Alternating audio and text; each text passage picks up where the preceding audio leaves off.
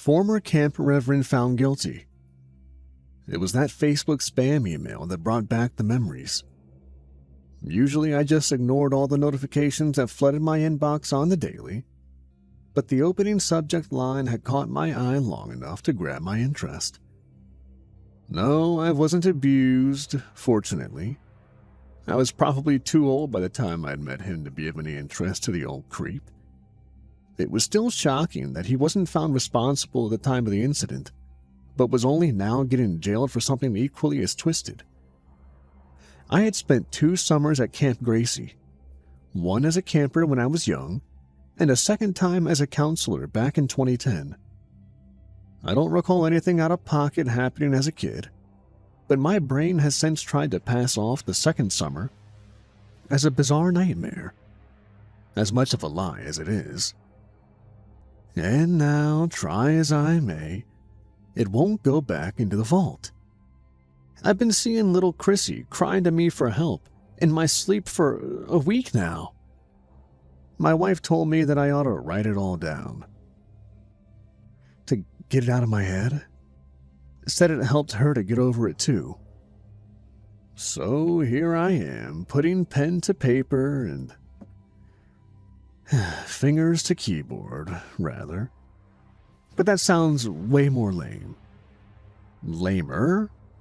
Sorry, I don't write often. A bit of background on the camp, then. Camp Gracie was one of those Catholic summer camps for young teenagers to come and have fun for a week, while the camp hoped that the teachings thrown in between the fun times would help foster new community members. It was formed in 1978, but over time the stricter Catholic doctrine loosened. So by the time I was headed there as a camper in 2000, the religious aspects of the camp had been reduced quite a bit, and even more when I returned as a counselor in 2010, which suited me just fine. I was never immensely faithful to begin with. If you ask me today, I would say I am, if only to make what happened actually have some fucked up kind of worth. If God wasn't, if he isn't real, it'd only make things that much more bleak. No one remembers every detail, so I'm just going to write this out by each day and include whatever I can recall. Whatever feels important. Some parts obviously scarred me much harder and deeper, so please forgive the dichotomy in how much description I can offer. Sunday. I arrived at Camp Gracie late Sunday morning. As soon as I got out of the car, I groaned, feeling the muggy air cling to me beneath the gray clouds above.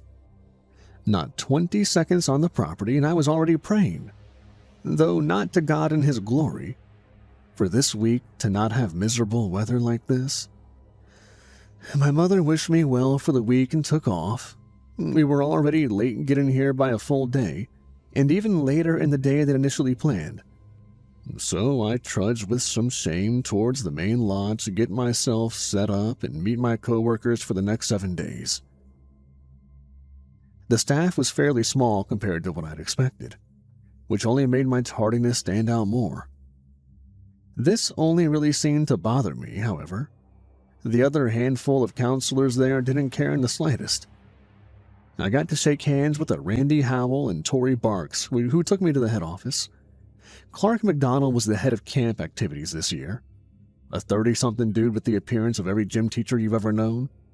Gray sweatpants and shirt, gristled black beard and short hair, a touch of sweat on the pits. His handshake was firm and strong, rocking my shoulder a bit, but still very friendly. He offered me a glass bottle of Coke, sweaty with condensation in the summer heat, and I went to accept it. When he let go, I felt my heart plummet with the bottle, only to feel great relief and a burning face when it bounced off the floor. Clark laughed and picked the floppy bottle back up. God, I love the internet. He got all of us with that thing this year, Tori chimed in from the doorway. Clark showed me around the premises. The lodge would be where all meals and big indoor activities would take place. All meals and announcements would be indicated by the ringing of a large bell on the front lawn. Camp Gracie was also set up along the coast, So towards the far end of the grounds and below a small cliff, there was a beach for bonfires and swimming. Opposite of the lodge were the showers and 7 cabins, sitting in a semicircle at the top of a small hill, though only 4 were operational as of this summer. It was extremely clear how neglected the last 3 on the right were. The fresh coats of paint on the 4 in use told that story loud and clear, but the broken windows and rotting porch beams only added to the tale of the camp's decline. 2 counselors would be assigned to each cabin, congregated by genders and then ages. My partner in crime was one Dylan Conroy, polo shirt, khakis, and a level of Christian enthusiasm that was nigh impossible to suppress. Still, that made him even more polite than Clark, even after I could tell he'd figured out my stance on faith. The front of the cabin had 4 sets of bunk beds and 2 more in the back, meaning we'd be in charge of 8 rugrats for the week. 8 noisy, annoying, idiotic preteen boys. I remember Dylan patting my back as I groaned at our impending situation. At least the pay would make the rest of my summer worthwhile, or so I had thought. I got the chance to meet the rest of the crew properly over a lunch of ham sandwiches and split pea soup, the latter of which I ignored. Randy and Chase had the other boys' cabin, number 1. Julie and Jane had cabin 3 with the younger set of girls, and Tori was with Maggie in cabin number 4. I recall nearly choking on a large mouthful of mustardy bread as something slapped down on my shoulder hard. I turned with wide eyes and shoulders tightening at the sight of Mr. Reverend Andy Watkins. "You missed Mass today," were the first words from his false-toothed mouth. The preceding smile was as fake as the dentures that I could see detaching from the roof of his mouth. His fingers were still digging into the crook of my shoulder. Once I swallowed, I apologized and offered a handshake to introduce myself, which the Reverend gingerly took. He then went on and gave all of us a lengthy lecture about treating the kids well and with respect, that we needed to bring them into the faith as they were its future and blah blah blah-bitty blah. You don't care, and I don't care about what he had to say. The only thing I felt an ounce of emotion towards was his moving around the table and touching the shoulders of each counselor as he preached, especially the women. It stood out then and even more so now in retrospect. As nice as everyone was, I still felt a bit out of place since they all seemed to know each other already. I would ask Dylan later, and he'd say that the 7 other counselors all went to the same school growing up. Once we were done eating, I was tasked with helping set up the volleyball net with Tori, and then getting some balloons and streamers set up by the camp entrance with Randy and Chase. The latter 2 seemed to be basketball bros, and I couldn't really keep up with their conversations, but Tori and I had a nice back and forth of getting to know one another. As dinner approached, I was asked to help out around the kitchen. The new arrival meal was still the same as it was a decade ago, a spaghetti night. Chef Gloria had most of it handled, so she just needed me and Jane to carry stuff to and from the trucks or garbage. Thankfully, I wasn't called on to register the newcomers, but I got to see each family enter the lodge through the serving window and leave their kid behind once all was signed and done. Most of them were surprisingly good and sat down where they were told, some joining their friends from class, but there were naturally a few criers, not wanting to be abandoned by their beloved caregivers. The pasta was served. Reverend Watkins interrupted their hungry and impatient mouths with a short sermon, and then it was nothing but the sound of busy children clinking forks and plates while shouting about summer plans to come or past. And Tori stopped chatting with me to comfort one of the girls that had been assigned to her cabin, Chrissy, as she was still pretty upset over the realization that she was all alone for the next week. I could have sworn her tears were reflected in those crystal blue eyes. I miss those eyes. Nothing special was planned for the first night after dinner, so Dylan and I just led our boys back to the cabin. We lucked out and only had 6 rambunctions to take care of. Fred, Isaac, Nathan, Jacob Williams, and Jacob Wymark, the latter of whom thankfully went by JW, and Drew. The latter 2 weren't from the same school as the others, so they took the same bunk and got along well, while the other boys were all caught up about whatever games they'd been playing before coming to camp. except for Jacob. As cruel as you might call me for judging a child so quickly, I didn't like the vibes Jacob gave off. He quickly chose a bunk and stuck to it without a word. The one Fred was already sitting on top of. He stood up at the foot of the ladder without a word until the others noticed. Their conversation quieted. Fred slipped over the side of the bunk and dropped to the floor so Jacob could climb up, sit down, and silently start reading a book. The other three of that group kept their Call of Duty discussion going, but at a noticeably lower decibel level. I kept an eye on them after such a change of behavior. I remember Dylan asking me what was up, and I told him we might have a bully in our hands. Dylan waved me off with a smile and shook his head, continuing to straighten out his quilt as he got ready for bed. I just assumed that he had seen similar behavior before, or maybe even Jacob had previously known what he was like. I should have kept in my mind that even bullies can lead. Monday. After having to rally the rowdy bunch of my cabin and barely managing to halt a favorite cereal allegiance war at breakfast, it was time for the morning Bible session. Dylan was annoyingly excited for it and led the boys back to the cabin while I cleaned up the mess. Honestly, scraping sopping wet Cheerios off a plastic folding table was still more interesting than listening to the same Bible verses I'd heard in church over and over again growing up. As I left the lodge, I heard a voice shout out from behind. When I turned, Tori was lightly jogging over with Chrissy in hand. "What's up?" I asked. "Well, this one was taking longer to finish her food, so Maggie took off with the rest of my cabin, and who knows?" Oh yeah, God knows where she wandered off to for the readings. The counselors were encouraged to take the kids along the trails or anywhere outside really for Bible sessions, to get in tune with the beautiful world God made for us. Exactly, you get it. Do you think Dylan would put up a fuss having us join you? Tori's beaming smile and glowing blonde hair made my Monday morning a bit better. I nodded and gestured for her to follow. Come on, he should still be at the cabin. And even if he does, I'll convince him otherwise. My confidence was overflowing a bit with that second part of my reply. Sweet. Thanks, Paul. It turned out to be worthwhile.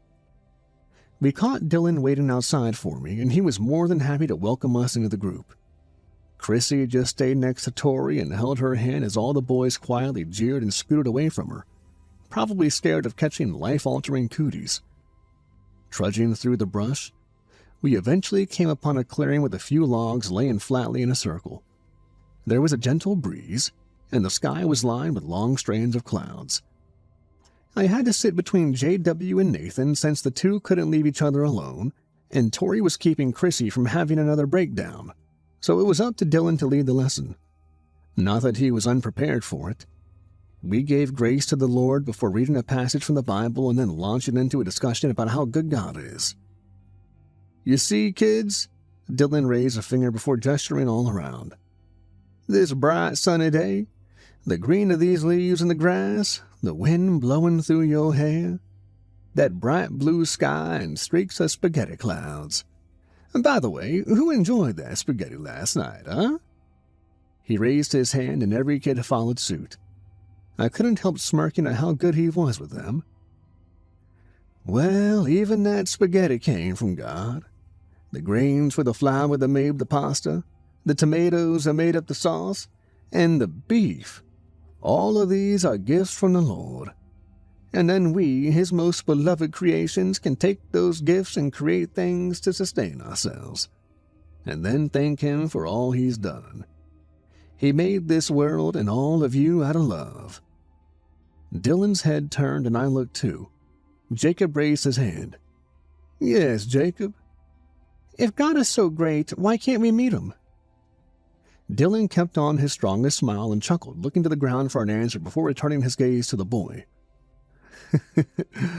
Well, son, I'm afraid that's the deal. He wants us to have faith in Him, to trust Him, and to believe in Him. To believe He wants what's best for all of us. But if He loves us, why can't we meet Him now? Because that is a privilege reserved for the dead, I thought to myself. Tori worded it less dramatically. Because he's up in heaven waiting for us. You'll get to meet him one day, when you go to the place where your grandparents will go, and then your parents, and then you. Everybody together again. You mean we die? Chrissy asked, looking up at Tori while chewing her thumb. Chrissy only smiled back. Yes, dear. Everybody will get to see each other again someday, all thanks to God. A bell rang in the distance. Dylan looked at his watch, and I caught him just barely swearing under his breath. Well, looks like we ran over time today. Clark said we might be doing some dodgeball in the yard. All the boys cheered and gave chase as he led them to the promised land of rubber and bruises, while I just lingered back with Tori. She had to pick Chrissy up out of the dirt as she was stomping her thumb into the ground. As we started down the path, the girl gazed at her appendage, then upwards and wiggled. God has a big thumb. Tori and I both paused and looked up. I didn't know the name at the time, but I looked it up for my own sake. Undulatus clouds, and they really did look as though a celestial being had taken their thumb and pressed it against the heavens, leaving a thumbprint in those lofty vapors. The way one would seal a scroll with hot wax and a stamp. And in that moment, just for a little while, I felt like I recognized the sentience behind the design of today. The warm sun, soft wind, and children's laughter. All felt at peace. The last true day of peace he gave me. Tuesday. Most of Tuesday was uneventful, besides Tori bumping up beside me multiple times while doing dishes after lunch. That was the cookout night, where the different cabins would split up and have small campfires to roast marshmallows over and such. I remember leading my group across the campgrounds and towards the beach, seeing Cabin 3 by the gazebo. The Reverend was with them, telling them some kind of story with one of the kids in his lap, as Julie and James struggled lighting the fire. In retrospect, that memory is severely tainted. Dylan and I laid claim to the beach fire pit earlier that day, and the boys were pretty stoked about it. They excitedly ran up and down the coastline, collecting flotsam to burn and leaving Dylan and I to arrange it into an actual burnable shape. Once the fire was going, each kid started sharing scary stories with one another. Yours truly pitched in a favorite from when I was their age, the red keyhole. With the last strips of orange dipping beneath the ocean on the horizon, I pulled out a bag of those fluffy white treats and began sharing them with the kids to stick on the provided cooking rods. Fred and Drew started dicking around playing Star Wars with them, so that had to be broken up. And wouldn't you know it, that's the exact moment that everybody turns toward the scream. Jacob was next to the fire and nursing his hand, fighting back tears. Dylan hurried to his side and helped him away from the flames, asking if he was okay. Jacob just nodded, trying to keep his hand hidden. His jaw was clenched, keeping him from crying out, an effort not to look like a pussy in front of his cabin mates. Hey, I'm not saying it's the right mentality, just that it's a true one for boys that age. Paul, his thumb looks pretty rough. Dylan gestured for me to come look. I sighed and twirled a small flashlight out of my pocket, clicking it on. The skin of Jacob's right thumb was swollen and red, trailing down towards his palm. Yeah, that's gonna need some aloe vera. You want to take him to see Clark, or should I? Dylan gave me a concerned look. Nah, I'll do it. Come on, Jacob. I took him by his good hand and aided him in standing, but the boy started getting panicky. What is it? I wanted to see the rock boil. Huh? I looked at the ocean, then back to the fire, and saw why all of this happened. A small, smooth stone, surrounded by a crater of sand where it was dropped from. Oh, here, let me get that for you. Dylan took the hiking shovel we used to clear out the fire pit and scooped up the stone, then walked towards the water. The boys all watched, eager to see an ocean boil, and I even offered my flashlight to illuminate the murky body. only for Dylan to launch the stone so far from shore you wouldn't be able to see the stone sizzle in the daylight. Biting my tongue, I turned and led Jacob back to the lodge. The kid was uncomfortably quiet as he had been for the last few days, so to break the creepiness of our silent walk in the dark, I tried to reassure him. That's pretty smart of you. Trying to see what the rock would do in the water like that? You like science, Jacob? He didn't answer right away. I could still make out quiet sniffles and groans from his burn. Eventually, he let out a quiet yes and nothing more. That's good. Science is cool. It's the only measuring tape we have for God. I blew hot air through my own clenched teeth. This kid was certainly a weird one. Then, unprompted from Jacob, Did you know that the inch was based on the king's thumb? I couldn't help chuckling at the thought, forcing it out to lighten the conversation. Well, I don't know about that. Besides, everybody's got different thumb sizes, so which king would decide his thumb was the right one? Jacob's voice dropped and his tone grew serious.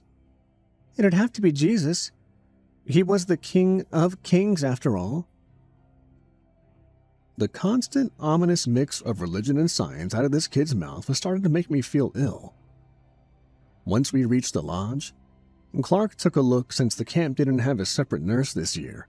It seems illegal in hindsight. He said it wasn't too bad, applied the aloe vera cream and wrapped the thumb up before sending us on our way. As we walked back across the field, a series of white lights came flashing over the edges of the hill. Flashlights, wielded by each cabin group as they made their way home. We met up with Dylan and the others on the way back, and then spent about 20 minutes trying to settle sugar-hyped teenagers into their bunks. Once the lights were off, Dylan and I took our own cots in the back. Though we weren't falling asleep right away, the boys weren't the finest at having quiet conversations yet, and were still trying to scare the wits out of one another. Although now, instead of telling actual stories, Drew was just trying to frighten or gross out Isaac and JW with horror movie scene descriptions he'd gotten from YouTube. And the dude's head just gets split apart by the laser collar. That's freaking gross, man. Hey, listen to this. So there's this one zombie movie, right? Where they run really, really fast and spit blood everywhere? I recall being impressed with Drew's taste before rolling over and pulling the pillow over my head to try and get some shut-eye. In that space between childish whispering and the dreaming world, a thought came to my mind. Jacob's weird statement just wouldn't get out of my head. I knew he was the oddball of the bunch, and definitely took an interest in thinking about the world.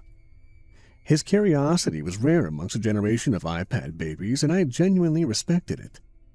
But still, hearing him call science the measuring tape of God was either uncomfortably profound or childishly ridiculous. I knew this was the normal late-night overthinking everyone experienced, but that didn't stop my brain from asking, what are we giving him to measure at this camp with these Bible sessions? And what conclusion will Jacob's measurements come to? Wednesday. As was Camp Gracie tradition, apparently, Wednesday was the day of the infamous Capture the Flag match. I remember it well when I was there as a camper. I was never particularly athletic, so I got ran to the ground by soccer players for the entire game. It turns out when the consequences aren't really there with parents or teachers gone, tag turns in to shove their face into the fucking dirt.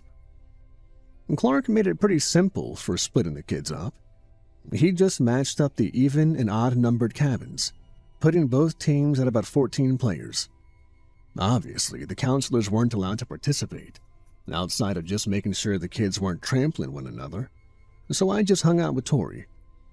I was sure Dylan had started taking notice, but I didn't really care. Neither did Tori. She sought me out after handing out pennies to sort the teams, instead of watching the cabin 4 girls and Maggie. I wasn't hard-pressed to see my cabin win, but I still wanted the kids to at least enjoy themselves. which is why it was a bit disheartening at first to see the guys and girls being so standoffish to each other and not using their strategizing period to actually strategize. So imagine my surprise when Jacob steps up to the plate and starts organizing everyone into roles. Again, he might have been quiet, but the kid was smart for his age, keeping himself and 3 other people on base to defend, choosing the 4 most energetic members to sprint straight for the flag and engage the opposing team head-on, sending 4 more as fake flankers that the enemy team would expect, and finally telling Isaac and Chrissy to be the real flankers, taking the longest possible path around and behind the other kids to sneak in and grab the flag. Everyone seemed game, and shortly after, the bell was rung. The counselors all backed off just far enough to keep an eye on them, with Tori and myself sitting in the grass. I remember her hand on my knee as we watched the kids swerve and buzz around each other like bees in a field, narrowly avoiding getting tagged. I recall Fred in particular being the absolute unit he was, looking like he was about to barrel some kids over. When I had just felt comfortable enough to try placing a hand on the small of her back, and Tori's head turned back and forth on a swivel. "Where's Chrissy?" I swallowed my shock, thinking she was getting after me, and pointed to the tree line. I had been keeping an eye on the 2 usurpers, and they were doing their job well. Both Chrissy and Isaac were sneaking along, waiting for the opposing guards to travel out from the flag just enough so that they could... I saw Isaac turn to Chrissy and whisper something, before bolting out and running straight at the last 2 guards on point. As they chased him down, little Chrissy hurried around, grabbed the flag, and immediately started hoofing it. Isaac swung around to defend her on the rear, taking a tag in the process to slow the opposition down. But it was too late. Isaac and the last few guards for our team rushed from the home point to do the same, and I could see the tears of joy streaking Chrissy's face as she made a straight shot for the capture. With both flags owned, Clark rang the bell once more and all the kids squealed with glee. As a reward, our kids got first pick at a cooler of chocolate bars. Chrissy and Jacob were given the first dibs by the other kids themselves for being the MVP and strategist respectfully.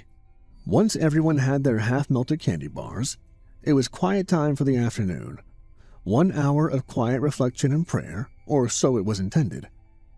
Really, it just meant trying to get the kids to settle down for a little while, which was only made more difficult from giving them the treats first, instead of waiting until after the quiet hour like when I was a camper. Halfway through, I felt a tap on my knee as I was buried in a paperback and found Jacob standing in front of me. "I need to use the bathroom," he whispered. The communal bathrooms and showers were sat next to cabin 7, and the kids weren't supposed to be outside during quiet hour. "Can you hold it for another..." I checked my watch. "Look, we're already over halfway done. Can you hold it until then?" Jacob shook his head slowly. I sighed and gestured away. "All right, there and back. Don't be loud. Just run over, do your thing, and come right back." The boy simply nodded and walked off. "Hey, how come Jacob gets to go now?" Drew shouted. Dylan pressed his fingers to his lips and hissed politely. I waved Drew downward so he'd pout and go back to reading his comic book. Settling back down, I tried to get back into my book, but 2 things started eating at my brain again. The first was imagining the sensation of Tori's hand running higher up my leg. The second fixated on what Drew had said. Now. I got back up and walked into the main area of the cabin. 8 bunks, 4 boys. Fred was also missing. None of the other boys had seen where he went, supposedly. I decided to go grab both him and Jacob, as the latter had been taking quite some time at this point. I stormed across the campgrounds and entered the men's room, calling Jacob's name and trying Fred's occasionally. The sweat began to form at my hairline as each stall door yielded no child. My heartbeat started to increase as no child hid behind the mildew-ridden curtains of the shower, and I tried thinking about where else they could have gone. The beach? Oh, God. If no one's supervising them, the current... Whispers came through an open window. Not directed at me, but they certainly sounded like a boy's. I hurried out of the building and around the side. There, just in the rear and on the edge of the forest, I saw them. Jacob and Fred were both hunched over in the dirt, moving their hands up and down from the earth. There was an anthill between them, and I could see both boys pressing their thumbs downward, squishing one ant after another. "Hey!" I shouted, channeling the most authoritative voice I could. "You two know you're not supposed to wander off on your own." Fred looked at me and stood up right away, but Jacob kept at it. I walked over and stood with my arms crossed. "Jacob, come on. Let's go. Now." The boy didn't answer. Already pissed off with the entire situation, I hooked my arm under his left pit and moderately dragged him to his feet, leading him away from the mound. A quick glance told me they got in quite a few ants. "What the hell were you two doing out here?" "No, not hell." Jacob walked on, inspecting all the bug juice on his burned thumb. "We were sending them to heaven, to be with God." I couldn't wait for the week to be over. Thursday. Not much happened for most of Thursday, but the panic I felt that night, I will never forget. The first variety came from Tori sliding her fingers into my waistband as we made out behind the lodge after dinner. We hadn't even really been talking most of the day, but when she invited me out back, we both seemed to know what the other wanted. My heart raced, the skin kissed by both her lips and the setting sun, praying one of the cooks didn't walk out here and catch us. Dylan was off rallying Cabin 2 for evening mass, and Maggie was doing the same for Cabin 4, so we only had a few minutes under the guise of helping clean up. I knew I was certainly looking forward to some kind of cleanup. Her tongue draped against the space between my neck and my earlobe, and my eyelids fluttered back into my head. I ran my hand over her bare hip and towards her back. Slam! A window closed above us. I pressed Tori into the side of the lodge as her hands flattened against my shoulders, trying to hide.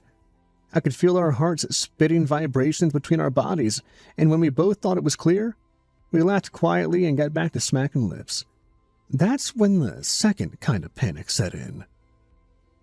Ring, ring, ring. The bell was sounding.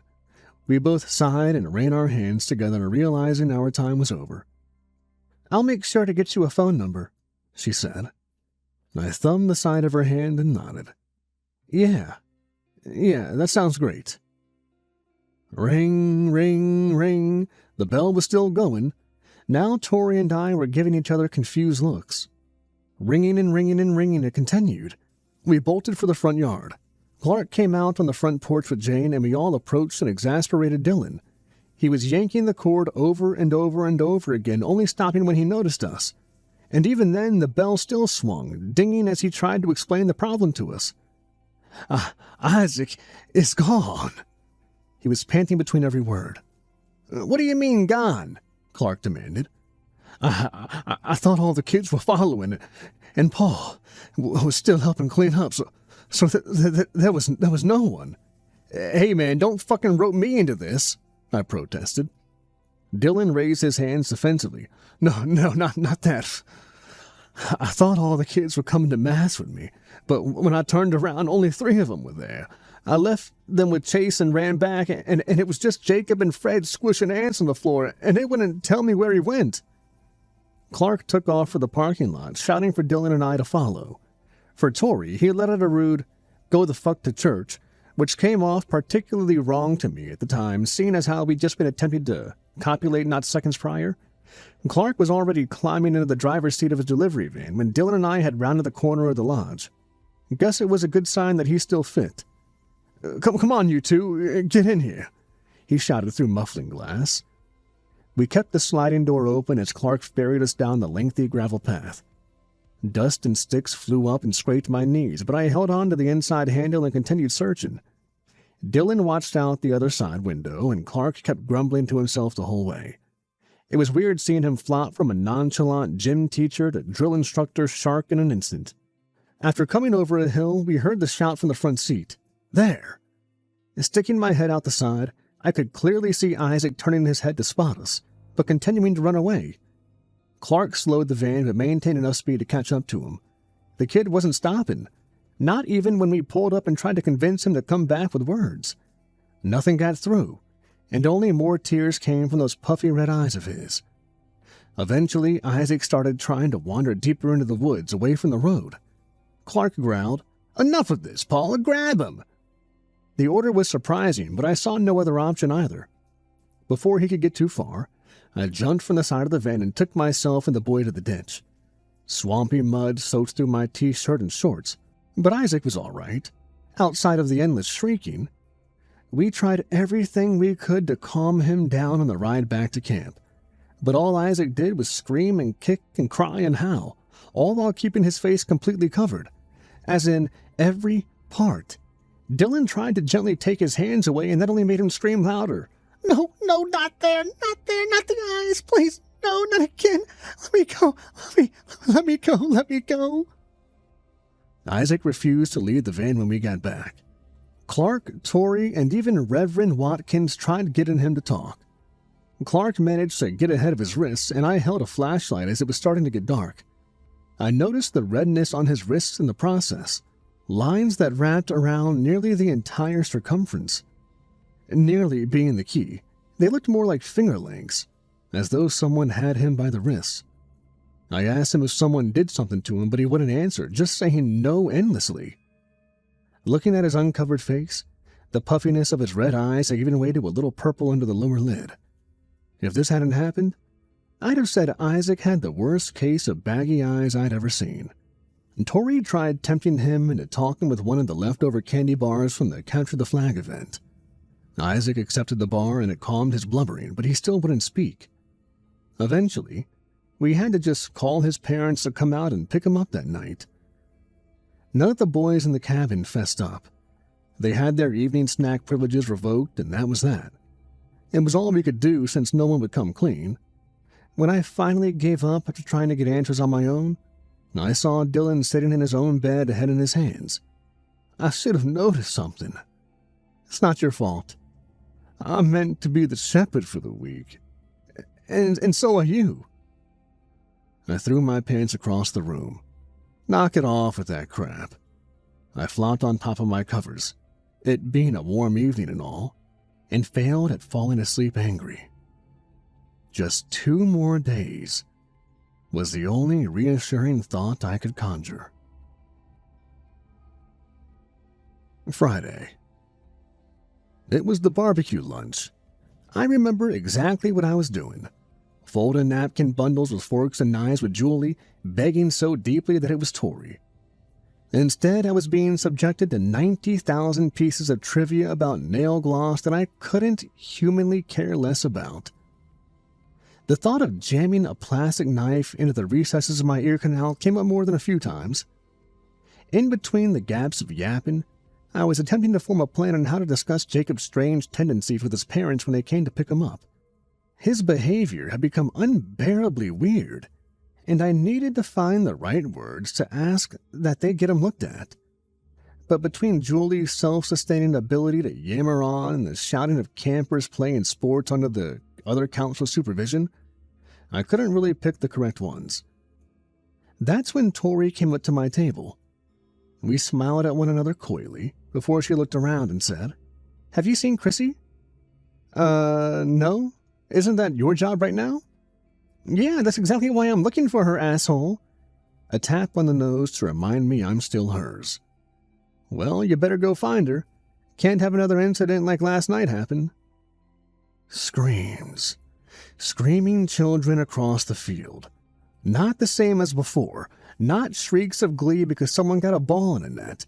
Absolute unyielding terror as a handful of both boys and girls alike came sprinting across the campground. One girl nearly toppled Tori and knocked over the entire table I was working on, hugging her and crying profusely. "Stacy, what's wrong? What's going on?" Tori kneeled down to the girl's height. Between sobs, Stacy was able to let out a few words. The cabin at the end, what? Jacob, he..." Hearing his name was already enough for me. Any more, and I felt like this 11-year-old was about to become my arch nemesis, as ridiculous as it sounded. I leaped over the table and started booking it. An observant Randy followed after me, seeing one more kid stumbling out of cabin 7. As we approached, The boy collapsed onto the grass face first, and we grabbed him up to help him back up. And turning him over, I let go as my eyes were met with bloody holes. Thankfully, Randy kept his grip and tightened it. No, Jonathan! John, speak to me! John's words were choked with bloody tears and mouthfuls of spit. He blindly reached outwards, his fingers poking Randy's own eyes and chasing their way down his cheeks. I can't see him, the child whispered. I left Randy to look after his kid, and headed inside the broken door of Cabin 7 to confront Jacob. There, in the middle of the floor space, Fred stood over him. Our gazes met, and his brawny face turned towards me, but my breath stopped as I watched him retract his thumbs from inside Jacob's eye sockets. The strange child was already standing on his knees, praying with outstretched arms, smiling against the ray of sunlight that broke through the rotted ceiling. The pulpy remains of his iris trailed and oozed down his cheeks as Fred meekly backed away. Jacob, what the fuck is all of this? Fred pointed slowly towards his friend, thumbs turned crimson. He asked me to, no matter what. Jacob's breathing was harsh, but I could tell he was fighting through the pain. You said it yourselves. You taught me this. Only dead things can experience the kingdom of heaven. Grandmas, grandpas, family dogs, and little sisters. I remember collapsing against the door frames, tears beginning to spill from my own eyes. So, by our killing eyes, we can finally see God, oh Father. Jacob reached on high, arms outstretched towards the warmth of the sun. And then he collapsed. The raspy breaths ended as his corpse slammed against the splintering floorboards. I could feel myself ready to cry, only for a small hand to come out of the darkness and touch mine on the jamb of the doorframe. I screamed, then backed up as another hand dragged along the wall. No! Her quiet sobs had been muffled by Jacob's praises. But now, like the smart girl she was, Chrissy was finding her way out of the cabin by following the wall. Her empty eye sockets drilled into my heart, and those drills pushed their way through my chest cavity and out of my spine when I heard Tori howling behind me. It pains me to remember my wife in such anguish, but nothing we felt could have even come close to those last moments Chrissy spent alive. Why, Chrissy? Why did you let him do this? Tears finally fell. The first true ounce of caring I'd shown for these kids all week. The girl stumbled forward as I held her by her arms, and she cried as I got my answer. Because I just wanted to see God.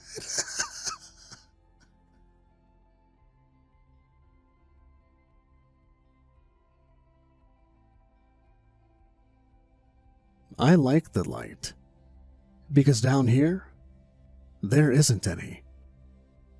Why do I work here? Tuesdays were always boring. I started my day just as I start any day. Wake up in my one-bedroom apartment in Boston, make some tea, read a chapter or two of my book. At the moment, I'm reading The Soul of an Octopus. Then I head to Next Wave Materials. If you're not aware, they're the biggest corporate company in the world of deep-sea mining.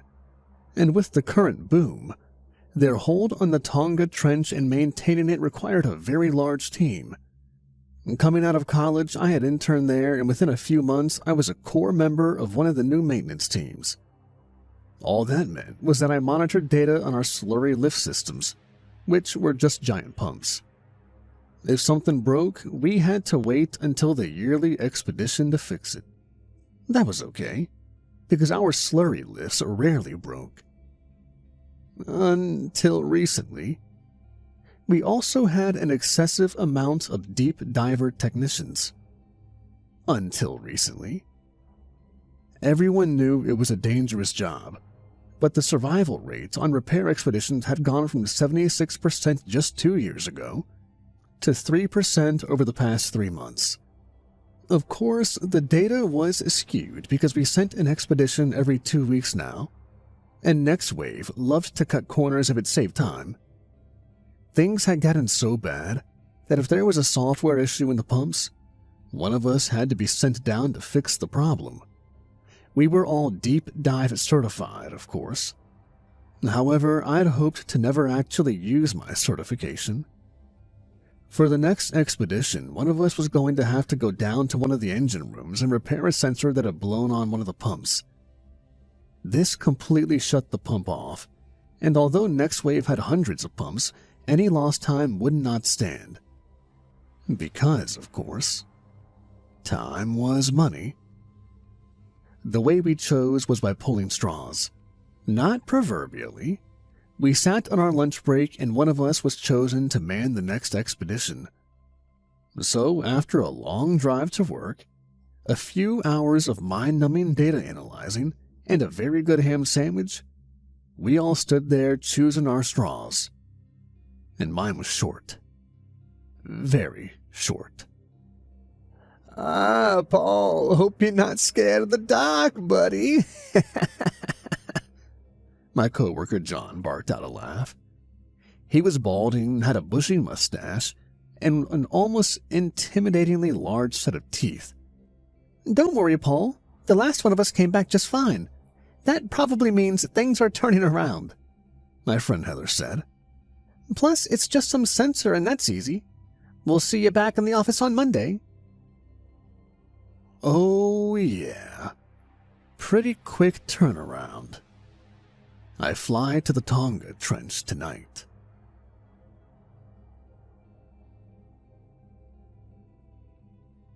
Here you go, Mr. Pierce. Janet handed me a sealed metal box full of wires and different computer parts. I took it from her hands and set it down on the floor of the Acheron, the ship that would be taking me to 10,000 feet below the surface. The rest of the way, I'd use a suit we fondly called the Iron Man, a huge exoskeleton made for movement under immense pressure. It sat in the front of the Acheron during the initial descent, and then when the time came, I would climb in. Janet had briefed me beforehand. The descent would take hours. Light would disappear fast. After that, it was just me, the suit, and the trench. There are levels of the Tonga Trench, just like stairs. The submarine would be taking me right past the final step, called the seamount, and to the edge of the cliff. After that, it was just me, the suit, and the trench. There were currently 3 lifts that were down. I would go to each of them, fix them, then radio to be called back. Simple. I was terrified. One last thing, in case the onboard radio fails. Janet handed me a thick-handled radio. It was heavy in my hands, and only had 2 buttons on it. Does that happen often? I asked. Janet shrugged. A few times, yes, but it should be fine. I wasn't sure to trust Janet on that one, but it made no difference. I stashed the radio in with the computer parts. Anything else? Nope. Just follow my instructions. If you start to feel panic at any point, just say something. Shout if you have to, and I'll come calm you down. I nodded. Then I climbed into the belly of the Acheron. The small door sealed shut, a grateful mouth closing over its most recent meal. Inside the submarine, things felt very cramped. Pipes and tubes ran all along the ceiling and the walls like the intestines of a great beast.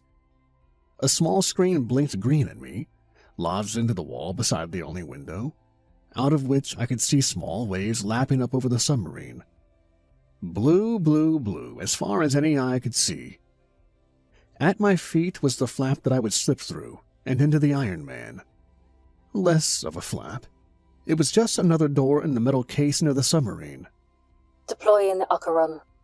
Janet's voice rang over the radio speakers in my headset, and I felt a slight jerk as the ship was fully dropped off its chain and into the ocean. I heard a hum behind me like a purring cat, and I started to descend. 2 things about me. Some good bad news. I'm not claustrophobic. but I am terrified of the dark. From childhood, I always needed a light on. Of course, we always had thoughts of monsters under our bed and something creepy lurking in our closet. The dark was never a fun idea to children and never will be. But even as an adult, I still feel it. That childlike fear of the dark, of the unknown. I had night lights on all over my apartment and ran from room to room if the lights were out. Darting upstairs, slamming doors, because I could always feel a presence. Something is chasing you in the dark, trying to pull you down those stairs, pull you into the kingdom of the shadows.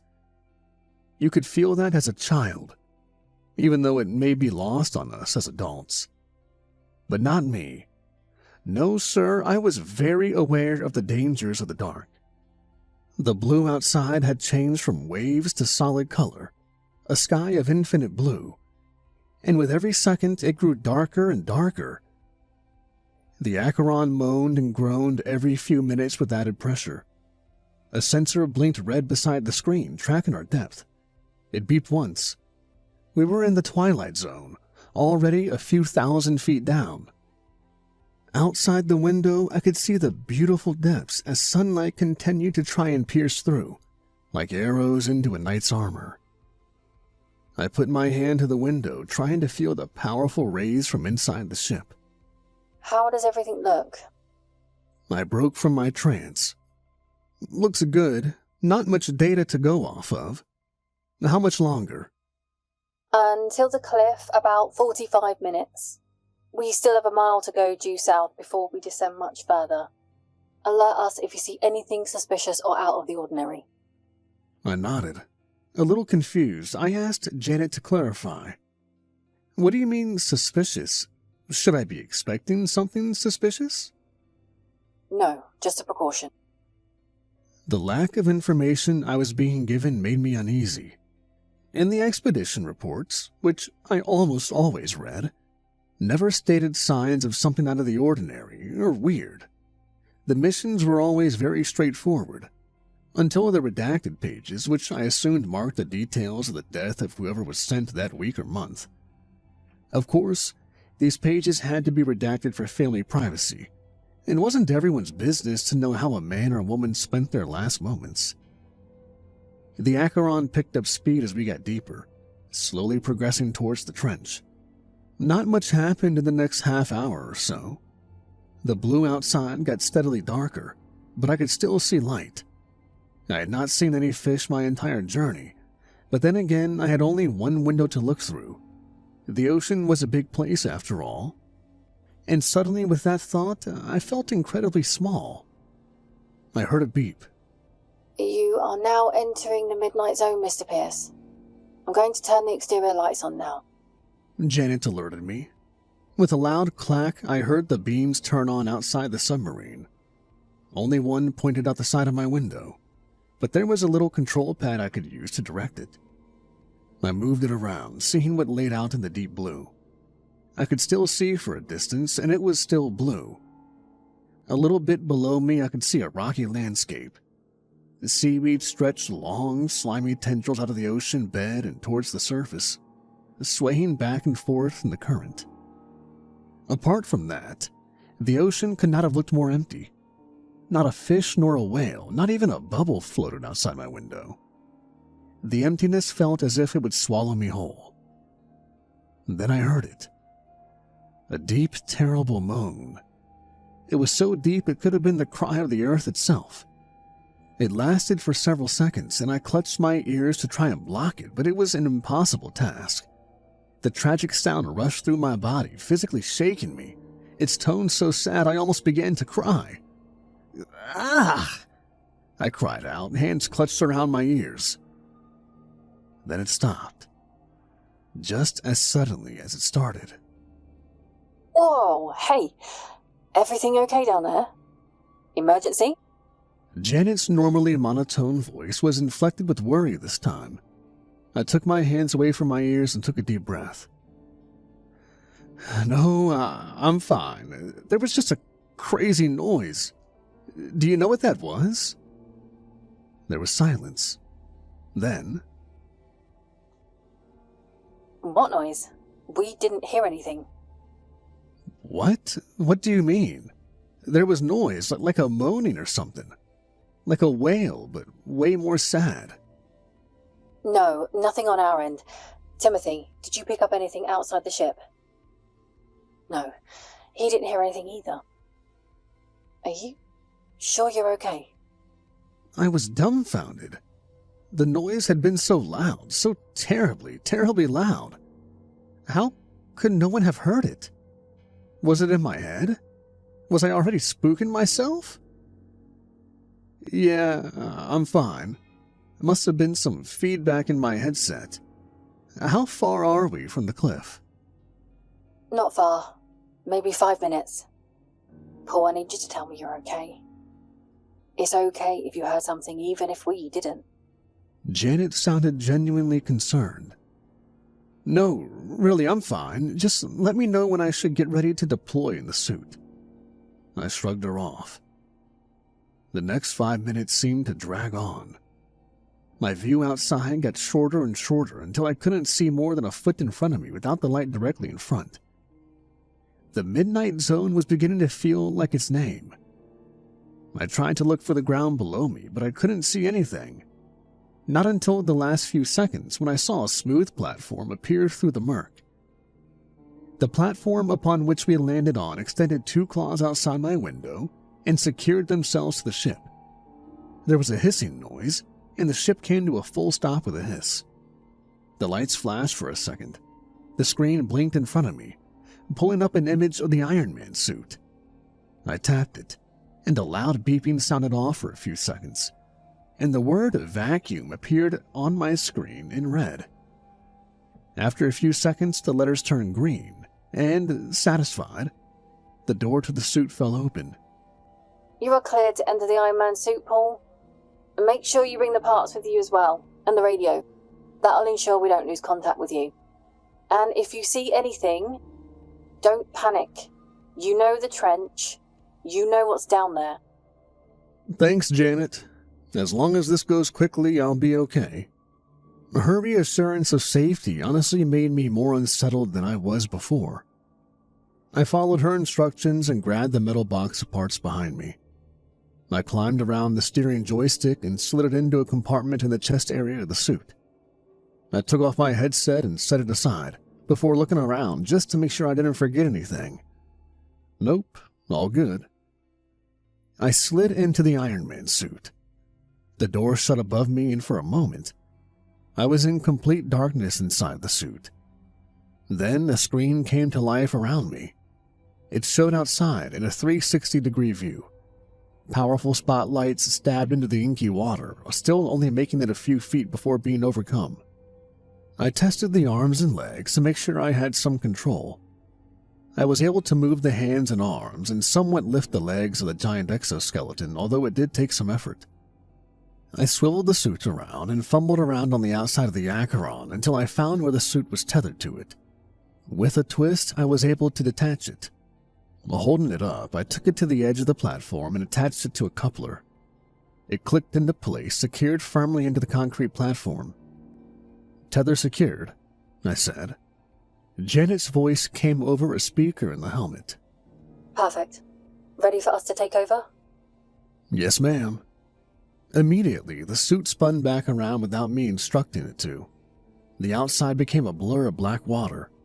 Then I could see we were facing the trench again. It stretched for miles to my left and right and impossibly wide. There was no possible way of knowing what lurked in those waters, even if you stumbled into it. I closed my eyes, unable to watch what was going to come next. Jumping. And with that, I felt a jolt as the metal jacket rose up over the edge of the cliff. I knew what was going to come next. I would slowly descend into the trench, eaten by the depths of the night. Then the lights shut off. The screen went black. I felt the arms tighten, and I dropped into a free fall. I gasped for air, panic overtaking my body. I tried to yell, make any kind of noise to alert Janet that something was wrong, but I couldn't. I fumbled around on the screen, pressing every button I could feel, but nothing happened. I finally gasped, "Help! Suit! Shut down! Falling!" Even from inside the suit, I could feel the profuse weight of the suit bringing us speeding towards the bottom of the ocean. We would fall for minutes, for miles, then slam into the sand. And I could do nothing about it. Wait, the radio. The one Janet gave me. I fumbled around for it in the chest compartment around my torso and the arms. No. I left it on the ship. I scrambled to think of a solution. I was going to be falling for hours, most likely. I still had over 20,000 feet of depth, and I was trapped, rigid in this terrible tomb. I would die here, alone in the dark. Hours passed, or days, or minutes, and how could I even know? I never would. I tried to look for something, anything. Buttons, switches, levers, control boards. I could only feel a small square button placed above my face to my right. I pressed it, but nothing happened. Seconds, minutes, hours, eternity. My eyes never adjusted. The night was too heavy. The only sense I had left was touch, and all I could feel was my iron casket. It was almost as if I didn't exist at all. Had I ever existed? I tried to squeak out words, almost to confirm. I managed to squeak. Then the floodgates broke free. I screamed and screamed until I could no more. I wept out of terror and sadness. My throat grew hoarse and I could feel snot running down my face. I may have felt embarrassed of my weakness if there was anyone to see it. But as I slowly progressed towards the ocean's oubliette, I became aware of a fact. Maybe not a fact, but something I was so sure of. It may as well have been. I was going to die the loneliest death of all time. I confess I did not steel myself in a moment of resolve. I continued to cry until I lost the ability to do so. Then I drifted in silence, angry at my creator for my very existence, even as I drifted towards the black cathedral of his creation. Thud. I hit the bottom. I laid there. What else could I do? Beep. A blinking red light came on in front of my face, just to the right of my jaw. Then a green one beside it. They beeped repeatedly in unison. I almost laughed, but instead let out a hoarse cough. The suit was coming back online. I knew how to operate the suit, of course, and how I could use its many functions in case of an emergency, but I was never shown how to fully reboot the system. I guess we just never expected it to turn off like this. So I spent the next 5 minutes trying to resurrect the Iron Man. Finally, the screen came on around me, and I let out a very scratchy cry of victory. I slowly stood the suit up and scanned around me. The suit was heavy and hard to move on land, and with the added pressure from outside, every foot was a struggle. But I managed to walk in a full circle around where I landed, trying to get a bearing of my surroundings.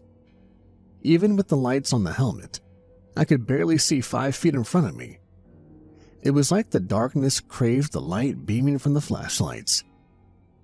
Inside the suit, I pulled up my navigation screen and scanned across it until I found the very first pump I was meant to fix. I had landed surprisingly close, and it was only a football field's length or so away. I decided I would walk, because although it wasn't far, I didn't want to waste any of the fuel I had left. It would have to get me all the way out of this trench, and I needed every last drop. I switched back to the main view screen and started to struggle forward. Each step felt like lifting my foot out of concrete, and before long my muscles were on fire. I took a rest about halfway to the pump and decided I would try to fix the radio. I could not find a physical radio anywhere, so I tried to find it in the screen's menu. After a few seconds, I saw a category labeled receiver. I clicked on it and immediately saw the issue. Something must have bashed into the back of my suit and damaged the main radio receiver port. I could see it. Still there, but all crunched on the suit schematics. Unfortunately, I would not have radio for the rest of my time down here. I continued my trek towards the pump, one step in front of the other. I had very quickly become thirsty and was very glad that the suit had a built-in water cleaner. After a few deep gulps, I continued on. When I finally reached the pump, I was blown away by how large it was. Of course, I had helped run these things, but I was just the software guy. I had never actually seen one in person. It towered over me and reached up past where my light would reach. I walked around the walls of it and realized it had to be at least 50 feet wide. Built with steel and reinforced concrete, pipes ran up and down it, looking like snakes in the jungle. I could feel the low vibration coming from inside as the engines pumped eternally. Once I reached the door, I placed the fist of my suit into a small gap in the wall, and a hatch opened in front of me. I walked inside and quickly closed the door. Some lights came on inside, casting a green glow in the room inside. I was standing in a bowl of sorts with stairs leading up to the door on my left. Tick, tick, tick. I jumped, startled by the noise from outside. Something had touched the top of my helmet. I swung around, trying to find out what had done it, and let out a gasp. Walking on the ceiling above me, claw outstretched to me, was a massive spider crab. It was at least 10 feet wide, and the eerie green glow made it seem almost supernatural. Its legs were all outstretched towards me, as if it had been trying to ambush me. I scrambled away from the outstretched claw, and in a burst of adrenaline swung my armored fist into the crab's abdomen over and over again until I heard a loud crack, and the creature shuddered and twitched, before its many legs curled in on itself and stopped moving. I took a deep breath as my heart rate returned to normal. I wasn't expecting company down here. After a moment, I looked around for a way to rid the chamber of water. To my right was a large lever, and I pulled it. A red light flashed and the water level started to lower, and I sat down on the ground, waiting for all the water to leave before getting out of my suit. Before very long, it was just a few puddles lying around the metallic floor. The lights finally turned green again, and I exited my suit. I took a deep breath in, feeling incredibly relieved to not be trapped in the suit anymore. I stepped over the immense carcass of the crab, still wary it might be alive, and climbed the stairs to the door. I felt bad for killing it, but then again, it was plenty large enough to have eaten me if I wasn't in the suit. I took one last look at it, making sure it didn't twitch back to life, and then turned and opened the door. The issue in this first pump was a simple wiring issue, I've been told. It was on one of the information receivers that read the amount of gallons of ore it was pumping every second. If this wasn't regulated, it might start to overwork itself, and that wasn't a good thing when it came to these pumps. Powered by nuclear energy, they were quite the firework if overheated. I waded my way through a couple of halls before finding a staircase. There were 3 floors in each slurry pump, and the receiver for this one was on the top. After a few minutes of climbing, I realized how tired and hot I was, and hungry. Very hungry. Unfortunately, that would have to wait until the next pump, as this one's MRI inventory had been marked empty ages ago. The top floor was very small. The ceiling was a dome, but only about 4 feet tall at the center. I had to practically crawl along towards the main receiver, which sat across the room from where the steps were.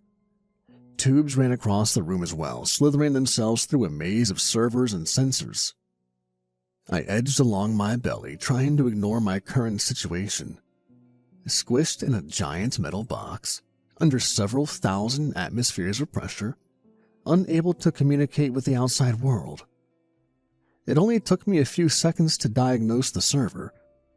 Some wires had gotten too hot and melted together because their spacing wasn't correct. Most likely a bad repair. I went back to my suit, snagged on a roll of wire, pliers, and a soldering tool, and fixed the bad connection. Rebooted the system, and 20 minutes later, a little green light turned on, signaling that the pump was functional. I heard a deep grumbling. I started at the noise and looked around. On my hands and knees, I wasn't very mobile. Oh, I felt dumb. It was just the grinding of the pump's many clogs and wheels turning back on. Before long, I could hear material rushing through the tubes all around the room. No flashing red lights, no alarms, nothing. Good. I gathered up my tools and crawled back to the stairs. I traipsed down the stairs and went over to the control board that was in the middle of the second floor. The room was practically empty except for the control board. A chair was placed in front of it, making it look like the cockpit of a spaceship. To my left, against the wall, was a large screen that, if I turned on, would show a view of the outside. And on my right were several shelves where the MREs were stored, which of course were empty. I sat at the control board and looked at a couple of diagnostics. Everything checked out. Time to head to the next pump. Beep, beep, beep. Maybe it wasn't all good? I looked back and my breath caught in my throat. On a little readout under the screen labeled security, a yellow light was blinking with the message unauthorized presence. Address immediately. The screen showed the bay below me, empty except for the Iron Man suit and the dead crab. The light continued to flash and the message would not go away no matter how much I tried to clear it. Stupid computer, there's nothing down here. The beeping was incessant. I didn't want to leave the pump with an alarm actively going off, so I headed to the stairs to go get some of the tools to fix the obviously broken sensor. As soon as I reached the stairs, the hair stood up on the back of my neck. The sweat dripping down my back felt like ice.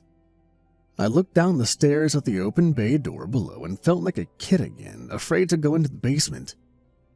I wanted to run away as fast as I could, up to the third floor and curl into a ball and hide. The light flickered in the bay, and I swear I saw someone standing below me, tattered shirt, old boots. But then it was gone. I went back to the computer, careful not to turn my back on the stairs, as the sensation that I was being followed was unbearably strong. I took a quick glance at the screen, then back at the stairs, and then again. The bay was still empty, no one was here. Yet the alarm was still going off. Then the alarm stopped. The silence was so strong, I wanted it to come back as if it was keeping me company. I looked around the room, holding up the soldering iron. Then above me, the door to the third floor opened, then closed. Nope. I booked it for the stairs to the bay below, slipping down the last few steps. I could feel something behind me, but every time I looked back, there was nothing. I told myself I was being stupid, just my own fears playing tricks on me, but the image of the man in the bay doorway was burned into my retinas. I climbed into the Iron Man suit, smashing the on button. It powered up, and in a split second, I was back in my own suit of armor. I let out a huge sigh of relief. I felt safe again. I took a scan of the room from inside the suit. Empty. I was being stupid. With nothing else to do, I started to prepare to leave. After a few minutes of plugging away at the interface in my suit, I set up the coordinates to the next pump. I still wanted to preserve fuel, just in case. Once they were locked in, I pulled the lever on the wall, the doorway slammed shut, and water started to fill up the room again. The green lights came on, and I found myself looking in the corners of the room for the man I was so sure I'd seen. Once the room was full of water, the exit door slid open, and with a jolt I walked out back into the trench. I turned around to close the door, and as I stuck the suit's metal arm into the wall, I felt it again. The presence. The door started to slide close, and as it did, I saw a man standing inside the bay. He didn't struggle to breathe. He wasn't panicking in the water or being crushed. In fact, he didn't do anything. He just stared at me. And right before the door slammed shut, I read the logo on his t-shirt, which read, Next Wave. I was standing in a giant metal suit at the bottom of the ocean, and I had just seen a ghost. No, you're being crazy, I told myself. But he was right there. I saw him. I had not recognized the man, but he was wearing a company t-shirt at the bottom of the ocean. I had to be tricking myself. The darkness, hunger, it was playing tricks on me. I just need to eat, I assured myself. I tried to shake off the feeling of the apparition's gaze and turn my focus back to the mission. I didn't feel great about continuing any further, but the next station had food and I was hungry. I would at least go there. The trek was about a mile this time. I used more of the suit's propulsion than before, trying to get out of the open darkness as soon as possible. No matter where I looked, there was nothing. Had it gotten darker? Even the sand below me was barely visible. It was dark. It felt like I was drifting through space, but without the stars. I didn't see any crabs this time. It was almost like they too knew it had gotten darker. Of course, I had no way of proving that. It was a pure gut feeling. The growl in my stomach told me it didn't matter. The second pump had been out of commission for almost 3 months, which was abnormal for Next Wave. They had told me in the briefing that every few days it came back online and appeared fully functional, so they hadn't prioritized it. But last week they had sent 2 individual missions to fix it, and both had lost contact, supposedly before reaching the second pump. I was within a few dozen yards now, so I turned the propulsion system off and finished on foot. The pump was just as tall and intimidating as the first, with its many vines of tubes and pipes. I could hear the pump working as well, which surprised me. The ground beneath me shuddered and vibrated from the slurry's efforts. Evidently, it was having one of its "I'm perfectly fine and in working order" phases. I walked around the pump, quickly finding the bay entrance. I stuck my arm in the wall, opening the door. Only it didn't open. I tried again, still nothing. Maybe the other arm? Nope. I looked at the door in frustration. Had the door failed? I raised my arm to try again, but before I could, the door slid up and opened. The green lights of the bay welcomed me inside. Maybe it was delayed? I questioned. The bay looked the same inside as the last pump had. A slight bowl in the middle, steps leading out of it to the door. I looked around to double-check for crabs and entered, pulling the lever. As the water dropped, I read through the notes on this pump, and judging on the lack thereof, I assumed this pump was going to take me longer. I stepped out of the suit, my boots splashed in a large puddle. I decided I would just take all of my tools this time and grabbed as many as I could, stuffing them in my pocket. Unable to fit any more, I climbed out of the bowl, up the stairs, and to the door. I opened it and was immediately hit with an appalling smell. The stairs led up through the darkness to the second story, where a warm light was glowing. Just the same as the first pump, but the smell of rot, seawater, and something I didn't recognize attacked me with a vengeance. I stumbled back a little bit, holding my shirt sleeve up over my nose. Had something died? Maybe some crab? But how did it get to the second floor? I crept up the stairs, my soldering iron in one hand, the closest thing I have to a weapon. My foot slipped on a thick liquid and I nearly fell down the steps. I crept closer to the top, starting to hear a whirring noise. Then the lights went out. The noise stopped. The whole pump shuddered to a halt. I fumbled for my flashlight as the feeling of being watched came over me. I peered into the darkness, but no matter how dilated my eyes became, there was no chance of seeing anything in this darkness. Click. My flashlight illuminated the rest of the staircase, and I let out a gasp. The sticky liquid I had been walking through was blood, and it wasn't my brain playing tricks on me. Some of it was dried, caked to the walls. Some of it seemed very fresh. I gagged. Where was all this coming from? I continued up the steps, muscles tense, my senses on full alert. At the top of the stairs, I waved my flashlight around the room, appalled.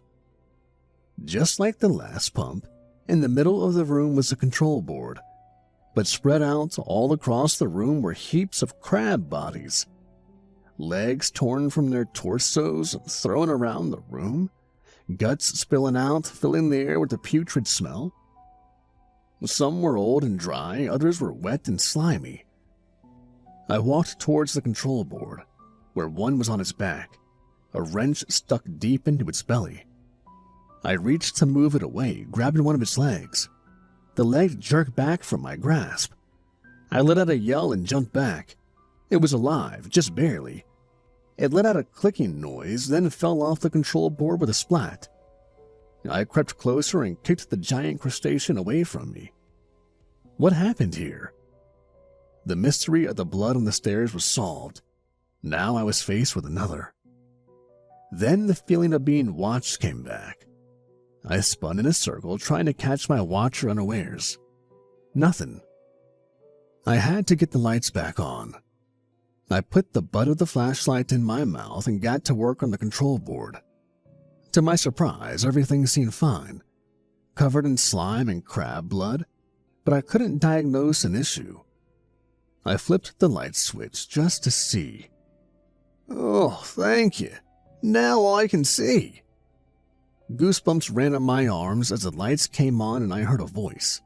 A human voice. In the bright LED lights, the carnage of the crab piles looked so much worse. Blood splattered the walls in horrific patterns and pooled under the carcasses. "Who's there?" I yelled. I was slowly backing towards the stairs. "Oi, I'm sorry. I don't mean to hide. The dog just scares me, you know?" The owner of the voice appeared from behind one of the shorter piles of crabs. He must have been crouched down. Blood covered his formerly white t-shirt, on which I could just make out Next Wave, and his cargo pants had stains all over. His feet were bare and black. Whether from blood or other reasons, I don't know. He was incredibly thin and brushed away slimy hair out of his smooth face with bloodied hands. He waved at me cheerily. "What the hell? Who are you?" I held the soldering iron out in front of me like a knife. "What are you doing here?" "Cry hello, man. It's all right. I'm so happy to see you. I haven't seen people for so long." He held up both hands in surrender. "Did you come to rescue me?" Slightly less worried about the strange man, I shook my head and let my soldering iron rest at my side. "No, I was just coming here for routine maintenance. We had a few people get lost down here, but we didn't expect to see any of them alive." "Oh, I guess that makes sense. Wait, what's your name?" He perked up a little, then became somber again. "I don't remember. Maybe you could tell me." He smiled like a schoolboy through stained teeth. My heart sank. This man had been driven to insanity, and what could I do for him? "I don't think I can tell you your name. Sorry, man. But maybe I can help you get home somehow?" The man jumped back, staring at me in shock. "Home? Nah, we can't leave. We can't ever leave." He shook his head matter-of-factly. "What? Don't you have a suit?" Nah, it's broken. That's how I get stuck here. That I remember." How'd it break?" "That part I don't remember. Sorry, sir. Hey, you must be hungry. You want some food?" My stomach gurgled in response. "I'm starving. Do you have some?" "Yes, sir, right over there." He pointed to the row of steel cabinets on the walls. I weaved through the mounds of crabs toward them and opened one of them up. It was full from top to bottom. I immediately grabbed the closest one to me and prepared it. As I did, the stranger walked over to me, smiling as I devoured 3 MREs. I truly don't think I'd ever tasted better food in my life, or whatever this mixture qualified as. I was so distracted that I was halfway through my 4th bag before I realized something. These things should last years, and with how much they stuffed into these cabinets, several people could have lived here for months before they even had to worry about rations. Why was this man gutting and eating crabs? I looked at the stranger curiously. "Do you want some?" He simply shook his head and smiled. I gulped, suddenly apprehensive. I decided conversation was for the best. "Hey man, I know your suit broke. I might be able to fix it for you. Where is it?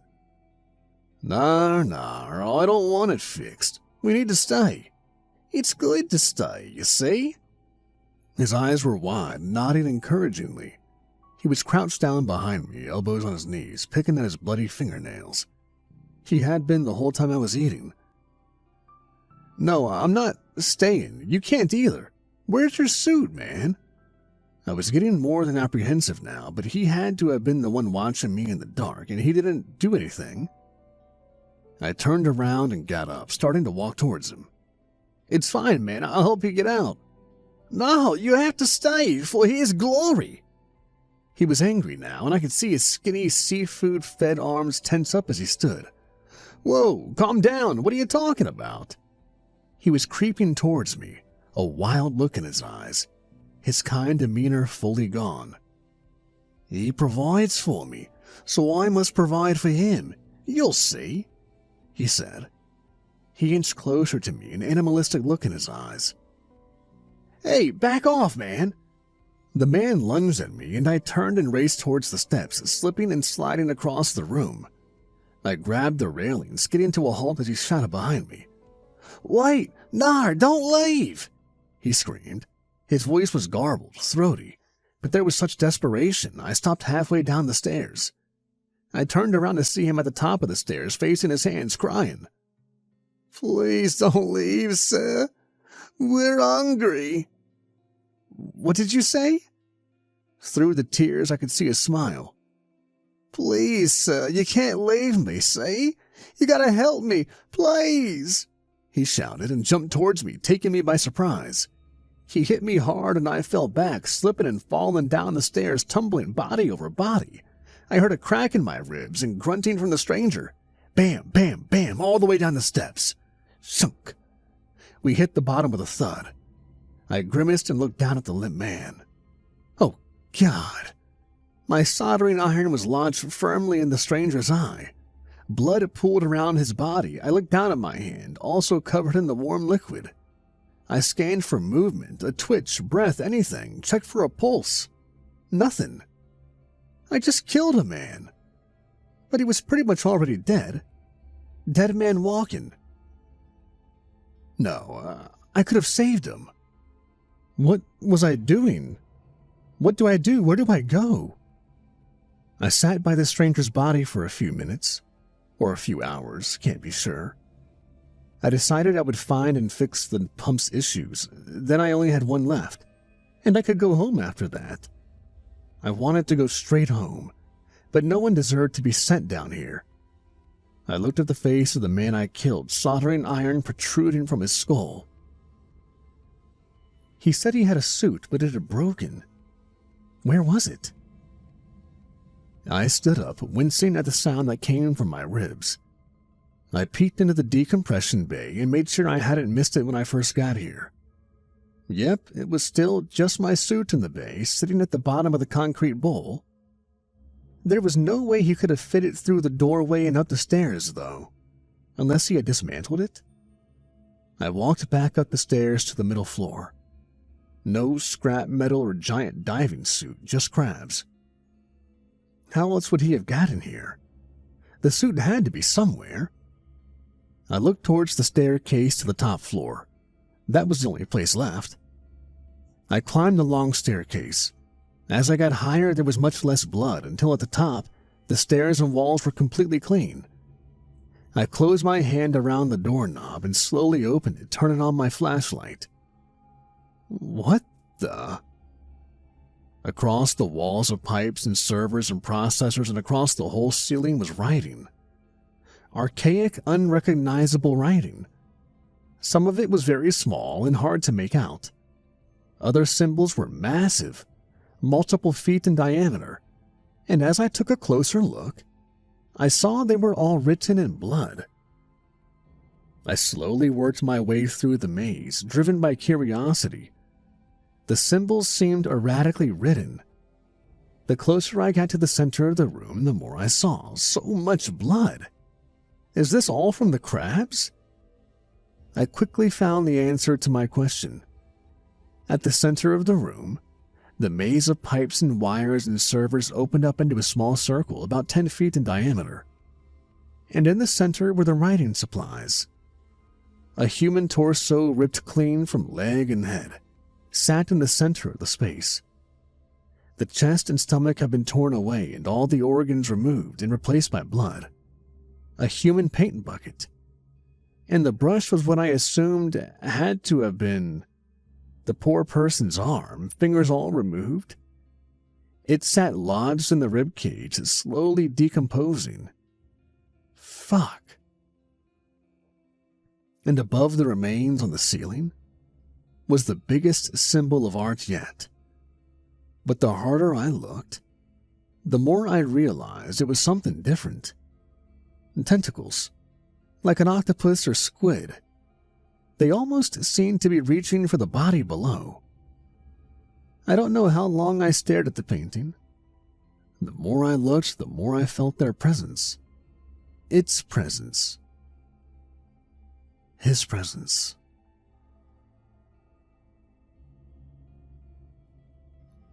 Beep, beep, beep. What's that noise? Why is it so loud? Beep, beep, beep. Ugh.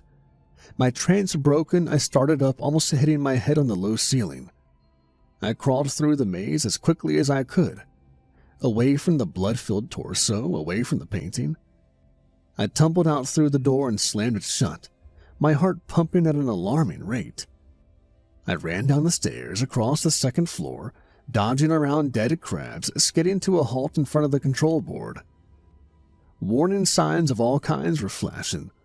Hull breaches, oxygen level warnings, overheating, generator failures. I couldn't fix this. I dashed away, heading for the decompression bay. I had to escape. I had to get out of this trench. What the hell was going on?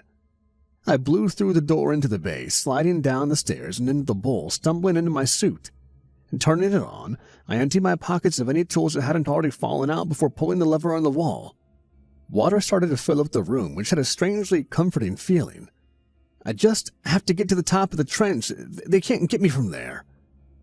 The door opened and I stepped out into the ocean again. I wasn't going to waste any time. The darkness was enveloping, and the comforting feeling it brought me mere moments ago was very quickly chased away by that familiar feeling of the dark.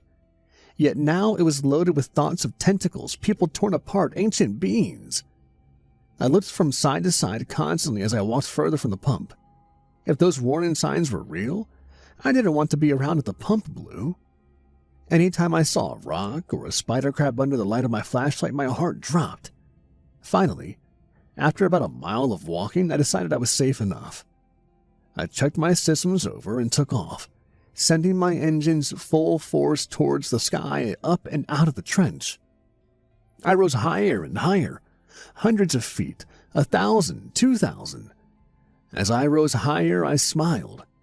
I would get home and quit my job and never look at the ocean again. That would be good. Then I stopped rising. No matter how hard I pushed, I couldn't gain elevation. I looked at my suit data.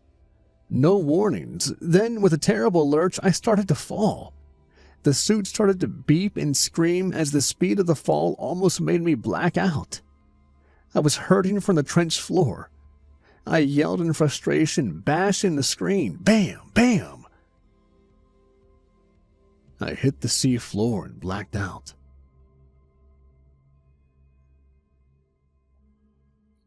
I woke up, evidently only a few minutes later, according to my suit. I attempted to stand up, but I could barely muster the power to flip the suit onto the stomach. Then there was a grumble, a growl or roar or scream, the same noise I had heard while on the platform above the trench. Only older, more ancient, and I could feel that terrible presence creeping up behind me. I knew something was behind me, and yet I rested, awaiting the will of the trench. Thud, thud, thud. The ground shook under me. I could feel something falling or landing on my right, then my left, then behind me.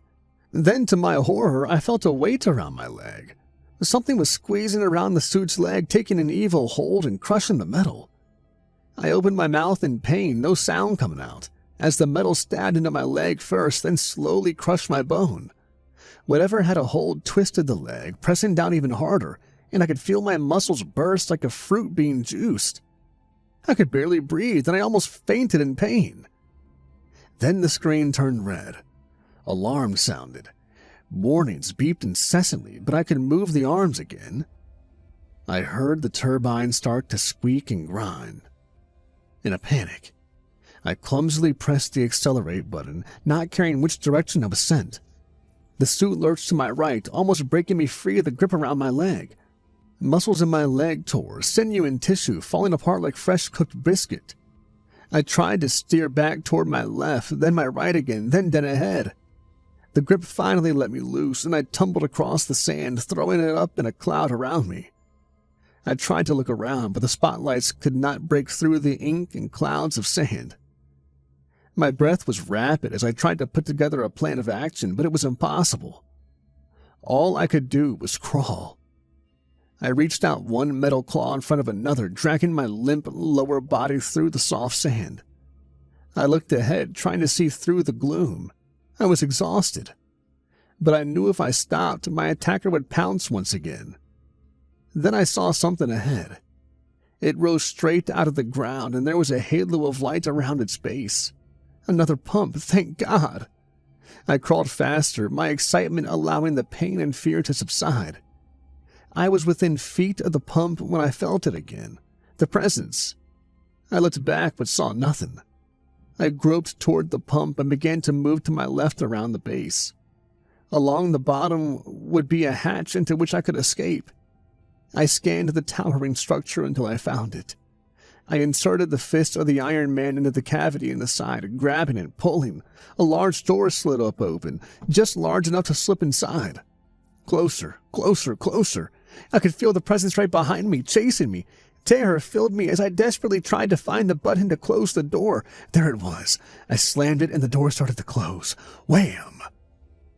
Through the murky, barely illuminated water, an evil tentacle slipped through the doorway, gripping the wall to my right. I slammed the metal hand into the button repeatedly, and I could see the door struggling to close. The tentacle was as wide as my body and was covered in barnacles and scars. Even underwater in the dim light, the slime was visible, seeping around the tentacle like another being in and of itself. At the tip of the tentacle, I could see sharp edges hidden beneath ugly pink skin, almost like long claws. They dug into the wall in a protest of the door. But with a loud cry of hydraulics, it finally closed. The tentacle gave way and slipped back into the abyss without a sound. I sat in the darkness once more in shock. The pain in my leg, the dread in my heart, irrelevant. I could not even comprehend what I had just seen, what had just happened. Yet here I was, alive. I looked around for the lever. There it was. I pulled it. The water level started to lower quite quickly. Before long, there were only a few puddles on the metallic floor. I heard a hiss, and a red light came on in the corner, blinking simultaneously with one in my suit. Then it turned green, and then the suit opened. I breathed in oxygen and looked around. I tried to stand up, forgetting my leg. Pain seared through my body, and I fell back into the suit. I pulled up my pant leg, revealing a mess of bone and flesh and muscle. My leg looked like roast beef. I yelled in pain, covering it back up. Slowly, I pulled myself out of the suit, slipping onto the concrete floor, wincing. Blood flowed from my leg, soaking through my pants. I had to find something to cut off the blood flow. Then the door started to creak. I slowly turned towards the hatch door, my only protector. I gulped as it creaked and groaned. Then the sound stopped. And a much worse noise started. The tentacles on the other side were slamming against the door, trying to get in, and I was positive it would find a way. Gasping for air, trying not to pass out from pain, I crawled and pulled my way up the stairs and toward the door, out the decompression bay. I reached for the handle just as I heard another creak and turned to see water slowly seeping through a gap in the hatch door. The crack grew bigger and bigger until water was spewing in. I scrambled to open the door, slipping onto the other side. I heard water rushing against the door as I locked it. I sat with my back against the door in shock. There was no way out. Not anymore. My suit was gone. It was hopeless. I was going to die here, probably bleeding out. But I couldn't warn everyone else. I had to. I had to make sure no one else ever came down here. Overcome with the determination that only comes with the acceptance of death, I forced myself to stand up, all my weight on my good leg. I grabbed the guard railing and began to hop up the stairs. Step after step, jump after jump, I could feel myself growing weaker, my thoughts becoming murky. Finally reaching the top of the stairs, I crawled back over to the control board. Just like the other middle floors, the board sat in the middle of the room. Cabinets lined the walls, but unlike the rest of them, a giant black screen hung on the wall. Then I heard another rumble. This one sounded angry. I looked up at the screen and gasped. I thought it had been turned off. I was now staring at a giant eye, green and evil, deep and ancient, its pupil at least 20 feet wide, and it was staring right back at me. As I gazed into the eye, I could feel my mind slipping. I clutched at my head as pain seared into my skull, all the way down my spine. It felt as if something else had forged its way behind my eye sockets and was coiling around my brain. As if the creature had worked its way inside me, the tentacles eagerly searching for a place to swim. I seized and fell to the floor as I felt the beast squeeze inside my head. I began to rip away at my hair, tearing clumps out covered in sweat and blood. My teeth gritted in pain, and as the tentacles began to work their way down my spine, I heaved and puked all over the control panel. Memories flashed before my eyes. Some of them mine, some of them not. I saw myself through the creature's eyes as I writhed on the floor, clawing at my face in agony. I saw the beast's home, his children. I could hear its voice. I spit out blood and dug my fingers into my sides as the squeeze on my brain continued. I begged for it to stop, even as I tasted a sludge in my mouth, as if my brain was being juiced and escaping through me. I gagged and closed my eyes, begging the pain to stop. And then it did. All the pain left my body. I opened my eyes, looking around the peaceful room and up at the god's curious, caring eye. I stood up, my crushed leg fully renewed. I was healed. I heard his voice clearly, giving soft commands, and I understood. I stepped towards the control board, swiping away my bile and typed in my message. I had to make sure it got to Janet and all those above. With the final press of a button, I prayed it would reach the surface. Until then, I would wait.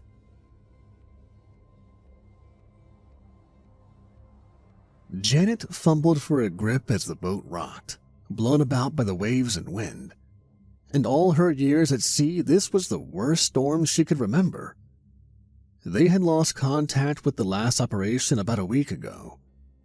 They had decided to stay out a few more days, just in case, when the storm had come out of nowhere, and now it was threatening to claim them. "Captain, we're picking up something!" Janet's radio buzzed on her hip and she grabbed it quickly.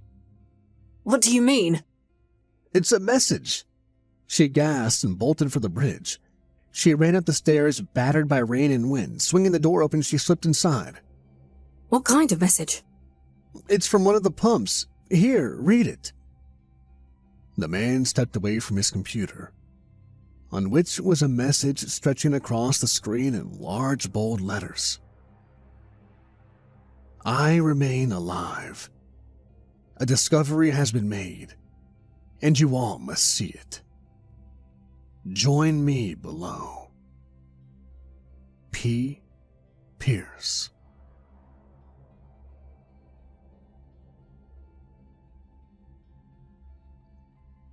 Hey everybody, Kevin here from Nightmares Nightly. If you made it this far, I'm going to thank you all for listening. I know this story had a few, plot holes here and there. The main one that got me was the fact that the guy seemed very unfamiliar with how to do his own job, so that was kind of annoying. What bugged me the most, and sometimes you just have to say screw it and suspend disbelief, and so you can enjoy the story to whatever degree, was the fact that you cannot just fall down, the entire sea in an Iron Man suit. That's not how it works. Not even a pressurized suit. First off, they don't make pressurized suits that go that deep. And then, you can't go down that fast. You can't come up that fast. You'll die. You'll get the bends. So, there were a couple things in here that got me a little bit. The author kept writing the words MREs as MRIs. And the first time I said MRI and I didn't catch it. And then I didn't want to go back and find it because I was going to have to re-record. I didn't catch that he said MREs or that he said MRIs when he meant MREs until 20 minutes after the first time he said it, and I just could not be bothered to go all the way through and find exactly where it was and then re-say that one sentence. So that's in there too. That bugged me a little bit. But I did enjoy the story overall. I liked it. It was a very kind of he kind of almost turned into his own little anglerfish in the end for whatever Cthulhu-like being was down there. Whatever kraken, whatever sea monster.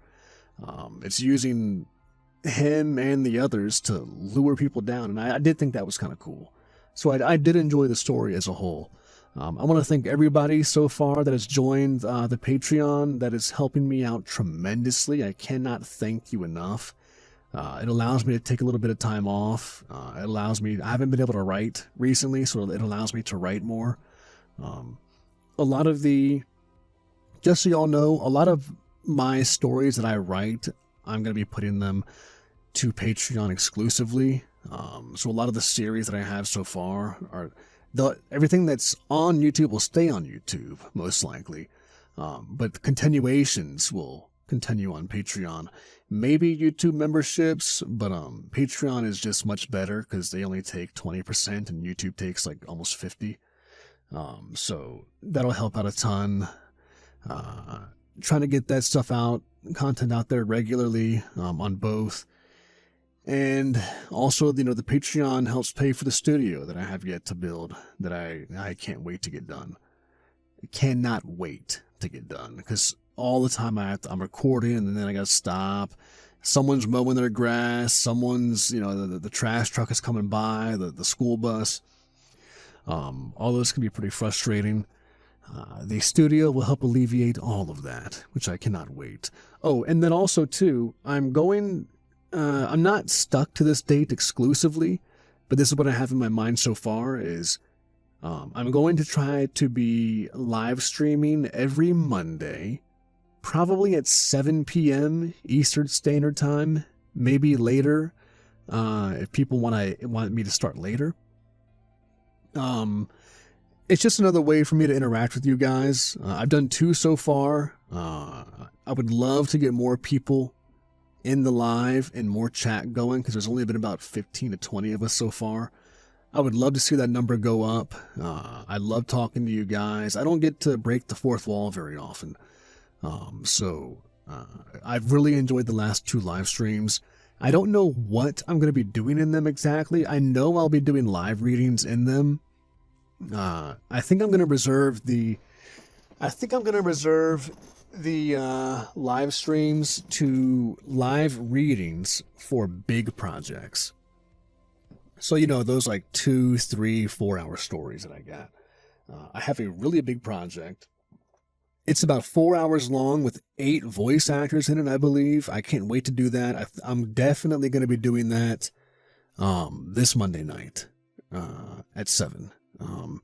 There might be, I don't know, maybe I'll do some gameplay stuff going on, do some gaming, and then, just for a Q&A part session, I might start it off with a little bit of gaming, just to get people rolling in, Get some Ask Me Anythings in there. I love speaking with you guys. And just get some conversation going off. And then once we get into it, I'll switch to the live reading and stuff like that. And I can't wait. I hope to see you all there. And as always, thanks for listening, everybody. It all started with a broken laptop.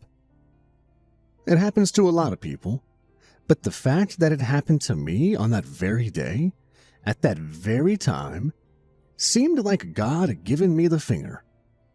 I was 45 minutes away from holding my first ever public speech at a shareholder meeting, and all my notes were gone. The slideshow was uploaded and ready, but my speaking points had gone the way of Jimmy Hoffa. The IT guy, Armand, was frantically trying to work his magic, but it was going to be down to the wire. He had to stop to wipe his hands with wet wipes every few minutes or so, costing me precious seconds.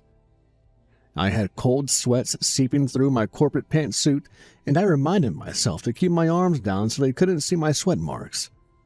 My hair was already a mess, with long brown strands sticking to my cheek no matter how straight I held my neck. "I'm sorry," said Armand. "The problem is the hard drive. Everything else works fine. I can put in a new one and get it to boot, but your files are gone." He threw his hands up in surrender, and I almost cried. I didn't want to do this damn presentation to begin with. "Good luck. I'll keep my eye out for a better one." I stepped out on stage with little to no prep to a crowd of 460 of our most influential and prosperous investors. Everyone in that crowd could hire or fire 10 of me without batting an eye. But I was greeted with a courteous applause and tired smiles, all veiled behind a blinding spotlight. The headset chafed against my ears. Finally, the slides came on and I just winged it. It was awkward, earnest, and burned a hole straight through my stomach. I tasted stomach acid for the rest of the day. The moment I finished, I dashed off stage and locked myself in the bathroom for a solid 20 minutes. I could hear people coming to check on me, but Armand was quick to redirect them to get me some space. It was done, but I felt awful. And on top of all of that, I was still expected to appear for the afterwork. Drinks and smiles like I was supposed to pretend these people didn't practically own me. But it is what it is. I put on the dress and the earrings and suffered in silence. I was never good with people. I was a sick kid who mostly played with words. My mom came from this small hippie compound in rural Minnesota, so she was used to having a small group to spend her time with. She didn't exactly encourage me to explore the wide world. I didn't just hear about stranger danger. I heard about razor blades and Halloween candy, rat poison sprinkled on wild raspberries, brain parasites and unfiltered rainwater, and that eating sunflower seeds would make you mentally ill, especially the blue ones. So, yeah, not really a people person. I still have this reaction to step back when someone approaches me. It's imprinted in me like the steps to a dance, and my mom's ever-present worry solidified as this nagging voice in the back of my head, ready to bring me down whenever I thought I was too special. After the presentation and the subsequent afterwork, I was exhausted. I collapsed in my hotel room and slipped into a dreamless sleep. I prayed it had passed quickly, so I could get to my car and just go home. I lay there with my eyes closed and waited for the anxious voice to quiet down. You know, the one that keeps telling you how much you've done wrong. That voice. James in accounting got 3 business cards. Lauren got 2. Why didn't you get any? They were slow on clapping. You messed up the ending. They will remember the fit of that dress more than anything. It was too tight. The next day I packed, skipped breakfast, and threw myself in the shower. I wasn't wasting another second if I didn't have to, and I had a 7-hour drive to go. I didn't dare use the hotel shampoo or I might end up with a skin condition, so I always brought my own. As I rinsed off, I felt this electric pain shooting up my shoulder blade. I couldn't raise my arm without something snagging the muscle. My pulse shot up, making me think I was having some kind of episode, but it slowed as I mentally checked myself. I could see, taste, and hear just fine. Not even a tingle in my fingertips. There was just this unusual pain. I reached back and could feel a warmth with my fingers. It was just out of reach, so I stepped in front of the mirror. At just the right angle, I could see an inflamed patch of skin on the back of my left shoulder blade. There was a bulge to it, and I could see little strands of red reach out the sides. I'd had stress reactions before, especially as a kid, but this was something new. And then again, I'd never been as stressed as I'd been the previous day. If I had to pick between a bruise on my shoulder and hundreds of judgmental people, I'll pick the bruise all day, every day. I figured I'd get it checked out if it wasn't gone in a day or two. I must have slept weird. And yet that anxious voice in my mind couldn't help but add 2 cents. Maybe they saw it. Maybe they were disgusted. Maybe they think you're sick, contagious. Maybe that's why you didn't get any business cards. Gross. I slipped out just before 8 a.m. My phone kept beeping with corporate updates. Someone thanking us for attending. HR reminding us to send in travel and gas receipts. Reminders to check the weekly newsletter. Armand telling me he'd have a better laptop ready for me Monday morning. I turned it all off. It wasn't until I was back on the road that I could finally relax. I could listen to what I wanted, at whatever volume I wanted. I could control my space. That was okay. I'd finished this despite dreading it for months. There'd be no mandatory corporate outings for months, and next time someone else would have to hold a presentation. But over the next couple of hours, that spot on my shoulder blade would make itself known. Whenever I took an awkward left turn or stretched a little too long, that ache would shoot through my arm like I'd touched a candle, and with it my worries would flare up. It wasn't good enough. They're gonna get rid of you. You should have stayed for breakfast. Now they know there's something wrong with you. But I made it home. I settled into my space, made some time for friends and family, and healed. Monday was just around the corner. The following work week wasn't that unusual. 2 meetings, lunchroom talk, customer satisfaction surveys, and being told to smile despite nothing ever being good enough. Thinly veiled beneath corpo speak of room for improvement, striving for perfection, and being oriented for change. It's like being home for Christmas. All through that week, that spot on my shoulder blade got worse. It had started with a mild swelling like a bug bite. A warm little spot no bigger than a fingernail. Now it had grown to the size of a thumb, and I could feel it throbbing. I started sleeping on my other side. I'd made an appointment with the company doctor, but as it wasn't an emergency, it would be scheduled a week from now. By the time I finally got to see a physician, the growth was the size of half a golf ball. It was protruding from the skin like a hard mass. I was brought in for some tests, blood work mostly, a couple of questionnaires about recent events. They checked my throat, did some mobility testing, and poked a couple of nerves.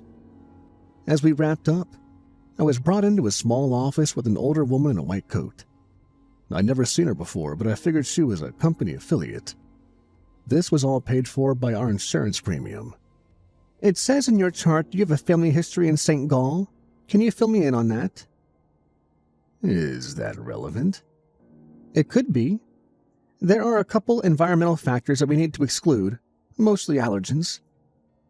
My mom's from St. Gall. I only lived there for a couple of years before we moved to Minneapolis. I see. Then I think we have our answer. She called it polygenic helianthic encapsulation, a stress reaction that can flare up in individuals with a certain combination of genes. It mostly happened to rural folks living near the Rockies, but there were a couple of people in rural Minnesota that also carried the gene. It was unusual, and even more unusual for it to flare up like mine had. The reaction was carried by a stress trigger. It's going to come down on its own, she said. We'll get you some cortisol cream and you promise not to poke and prod it. The ache will come and go, but the swelling should subside within a couple of weeks. And if it doesn't? Well, then we have to take another look. I was sent home with what was, in effect, a doctor's note for people to be extra nice to me at the office.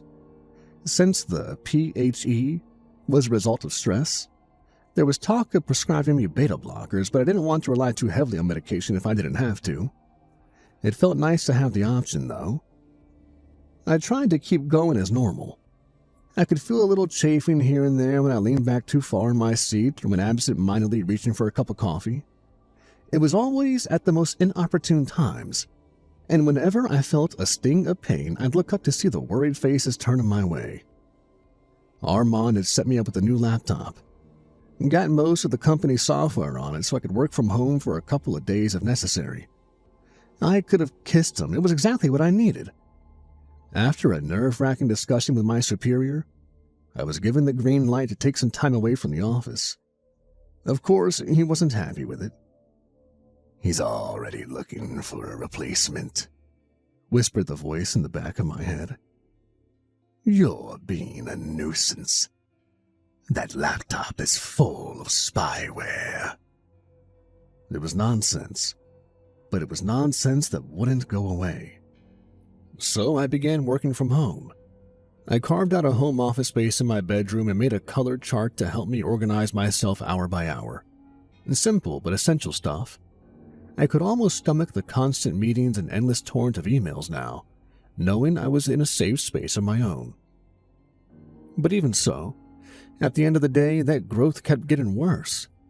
It ached a bit more, and I could feel it all the way into my biceps. There was even the shadow of an ache when I turned my wrist a bit too far. But as the doctor had said, it would get a little worse before it got better. I just had to be patient. I decided to take a sick day. I took care of my plants, watched some episodes of a show I'd been putting off, and took a long walk, ending the day with a chicken wrap from a place down on the street corner. Not a care in the world, for a little while. And yet the growth got bigger. I tried booking a new appointment, but the doctor said we had to wait for the encapsulation to reach the peak. There was little they could do without intervening surgery, and that would most likely cost me some mobility in my arm.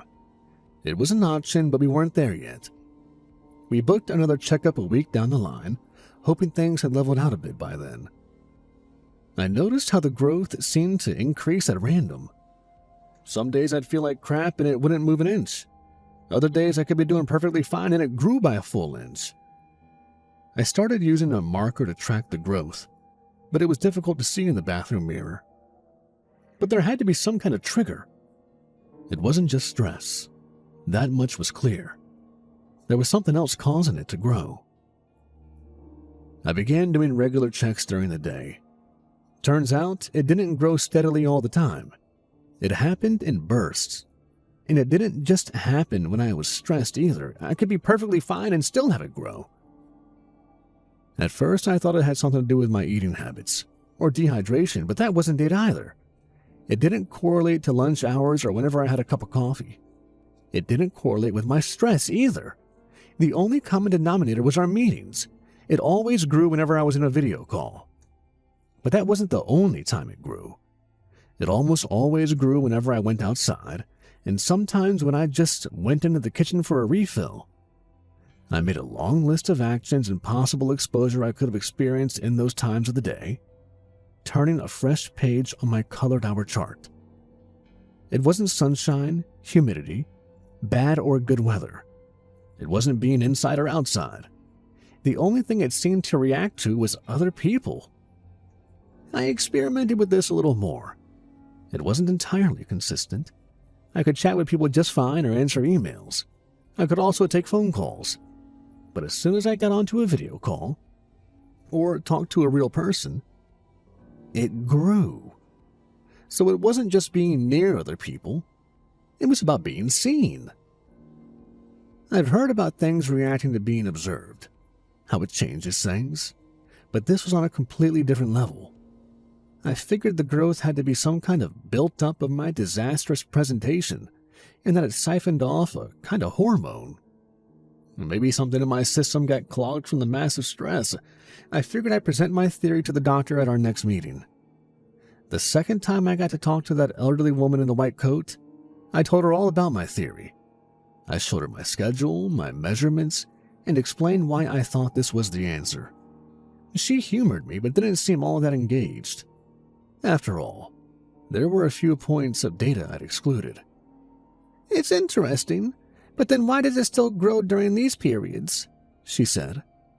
She pointed to one of my charts. The growth still increased in size when I slept, and sometimes when I was just watching TV before going to bed.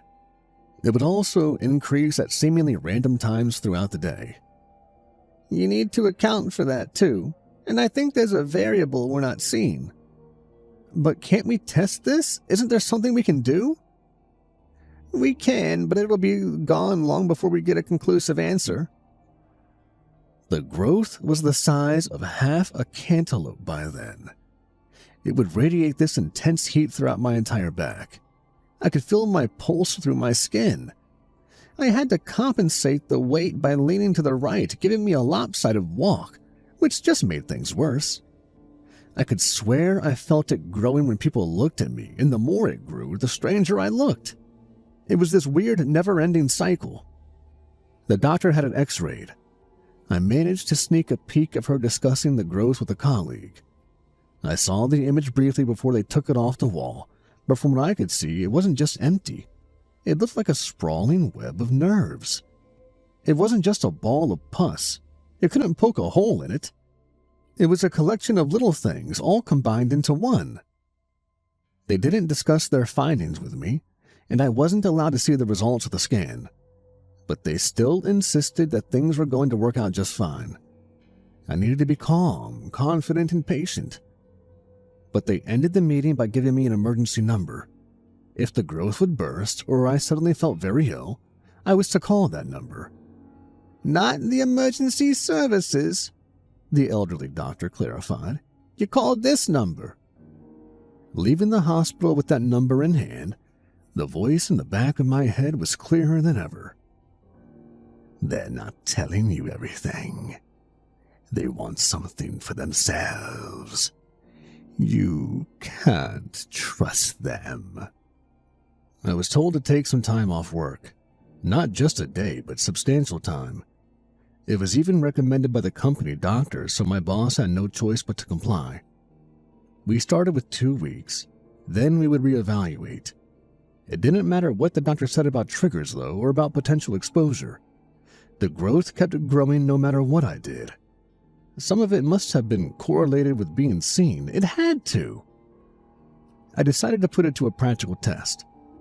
I watched the growth in the bathroom mirror and drew the edges of it with a marker.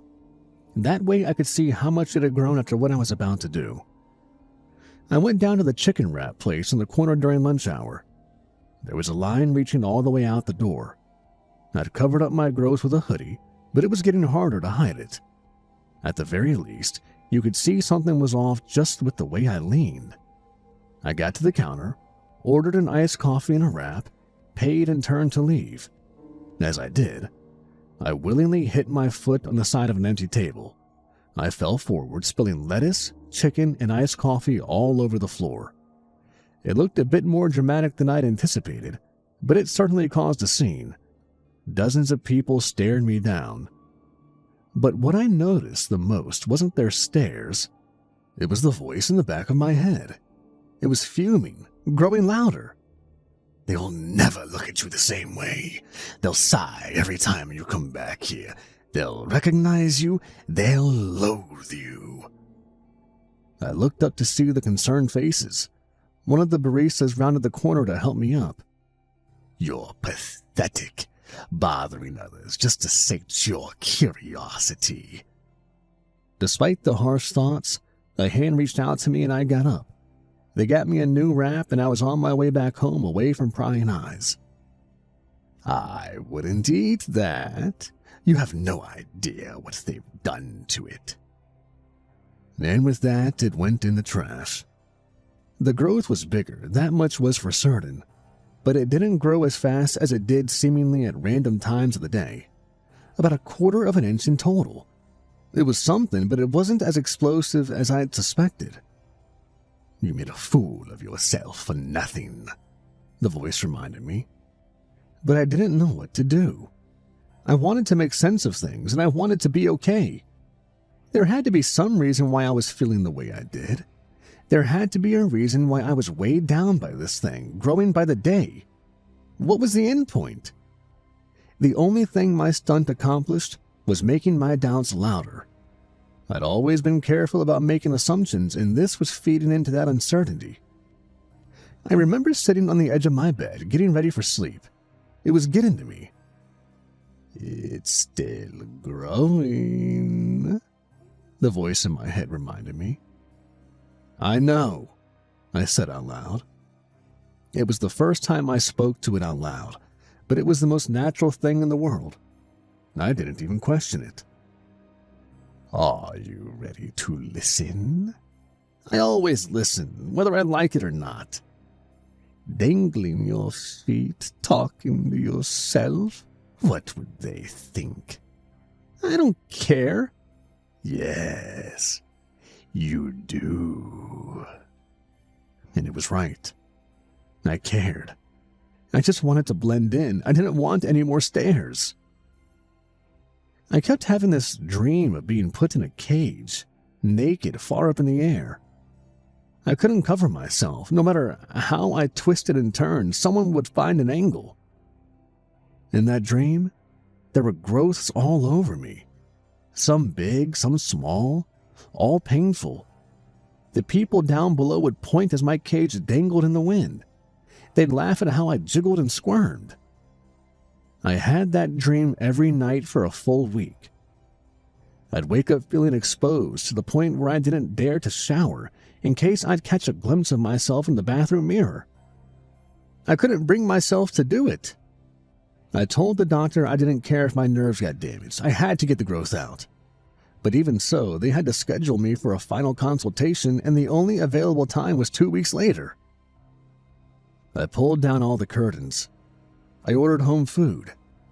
I ate microwaved food in the dark, afraid that the light of my computer screen might cast a reflection I couldn't stomach. I tried reminding myself it would be okay eventually, but it was getting harder and harder to convince myself. Until one night, I sat on the edge of my bed, dangling my legs. The growth was the size of a head. I had to start sleeping on my stomach. It was big enough that it took some time for my heartbeat to reach all the way through it, making this double pulse through my body. Once when it reached the growth, another when it left. Despite all my efforts, it kept growing. "I can make sense of it, but you will never listen." "I'm tired." "I can help you." Whatever. I fell face first into my pillow, letting it drink my sweat. I had to pull my covers up a little extra to account for the growth, making a tent-like shape on my back. I closed my eyes. "You should move your computer out of your bedroom." "What?" "I told you it was full of spyware. You didn't listen." I opened my eyes. It was plausible. I'd moved my computer into my bedroom the moment I started working from home. That's stupid. "Then test it. You're good at testing." I made one final effort. I drew the edges of the growth with a marker. I covered up my computer and my phone with blankets and moved them into the kitchen. Then I went to sleep. The next day, the growth was the same size. For the first time, it hadn't expanded overnight. "You're right," I mumbled into the bathroom mirror. "This is it." "I told you. You never listened to me." Let's try that then. Let's try to listen." I could feel my anxiety easing, my feet growing lighter, a soft breeze cooling the sweat on my back. We were in agreement. I was going to listen. I turned off all electronics. I kept the curtains down. I measured, and the growth didn't expand in the slightest. I could confirm that it did seemingly grow whenever I was seen. It fed on being seen. But it also exposed that I was being seen even when I didn't know it. Armand must have put something in there.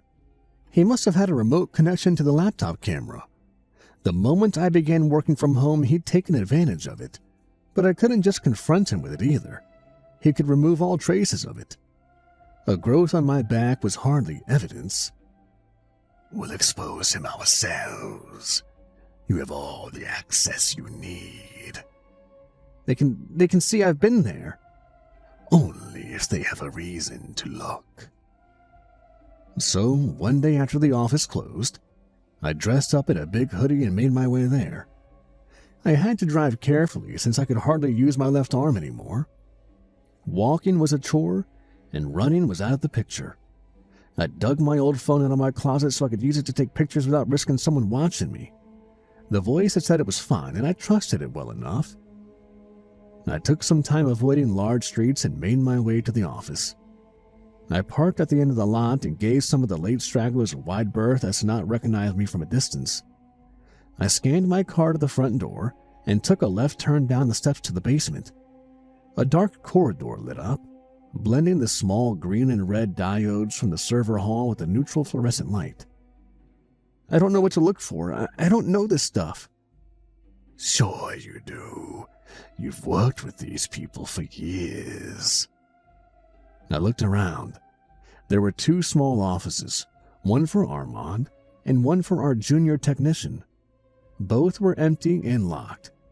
I placed my hand on Armand's door and jiggled it a little. There was a rattle.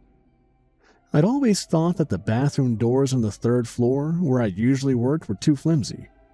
These were the same kind of doors. I knew exactly how to bypass that lock. It was just a matter of lifting the door a little and tapping the handle to my left. I did, and it worked. "Told you. You got this."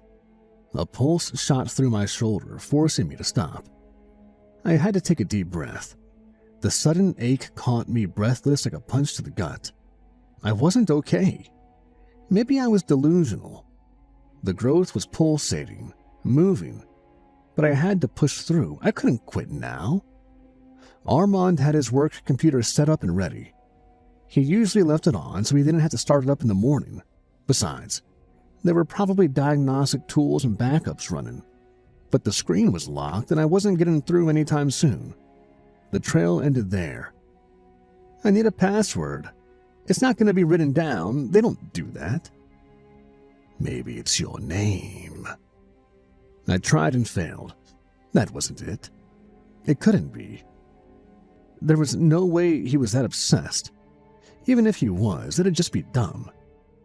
"Maybe it's your last name, but with zeros instead of O's."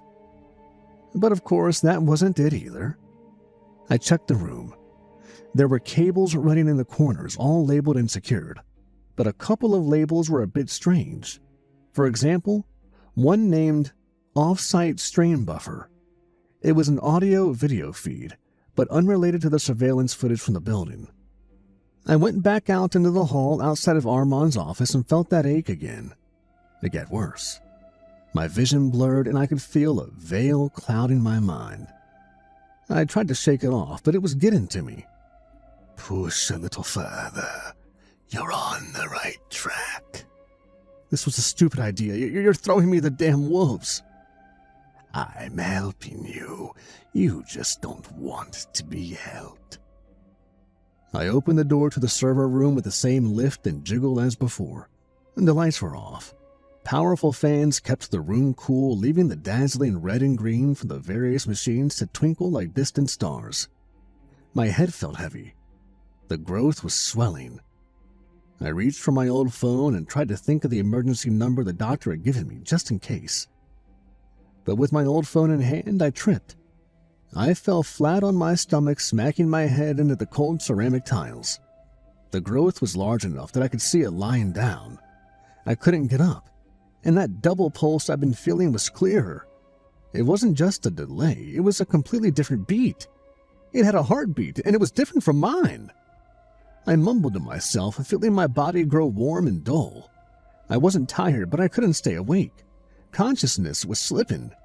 Not now, I mumbled. I blinked, trying to keep my focus. Then the growth moved. I held my breath, listening to the whir of machines.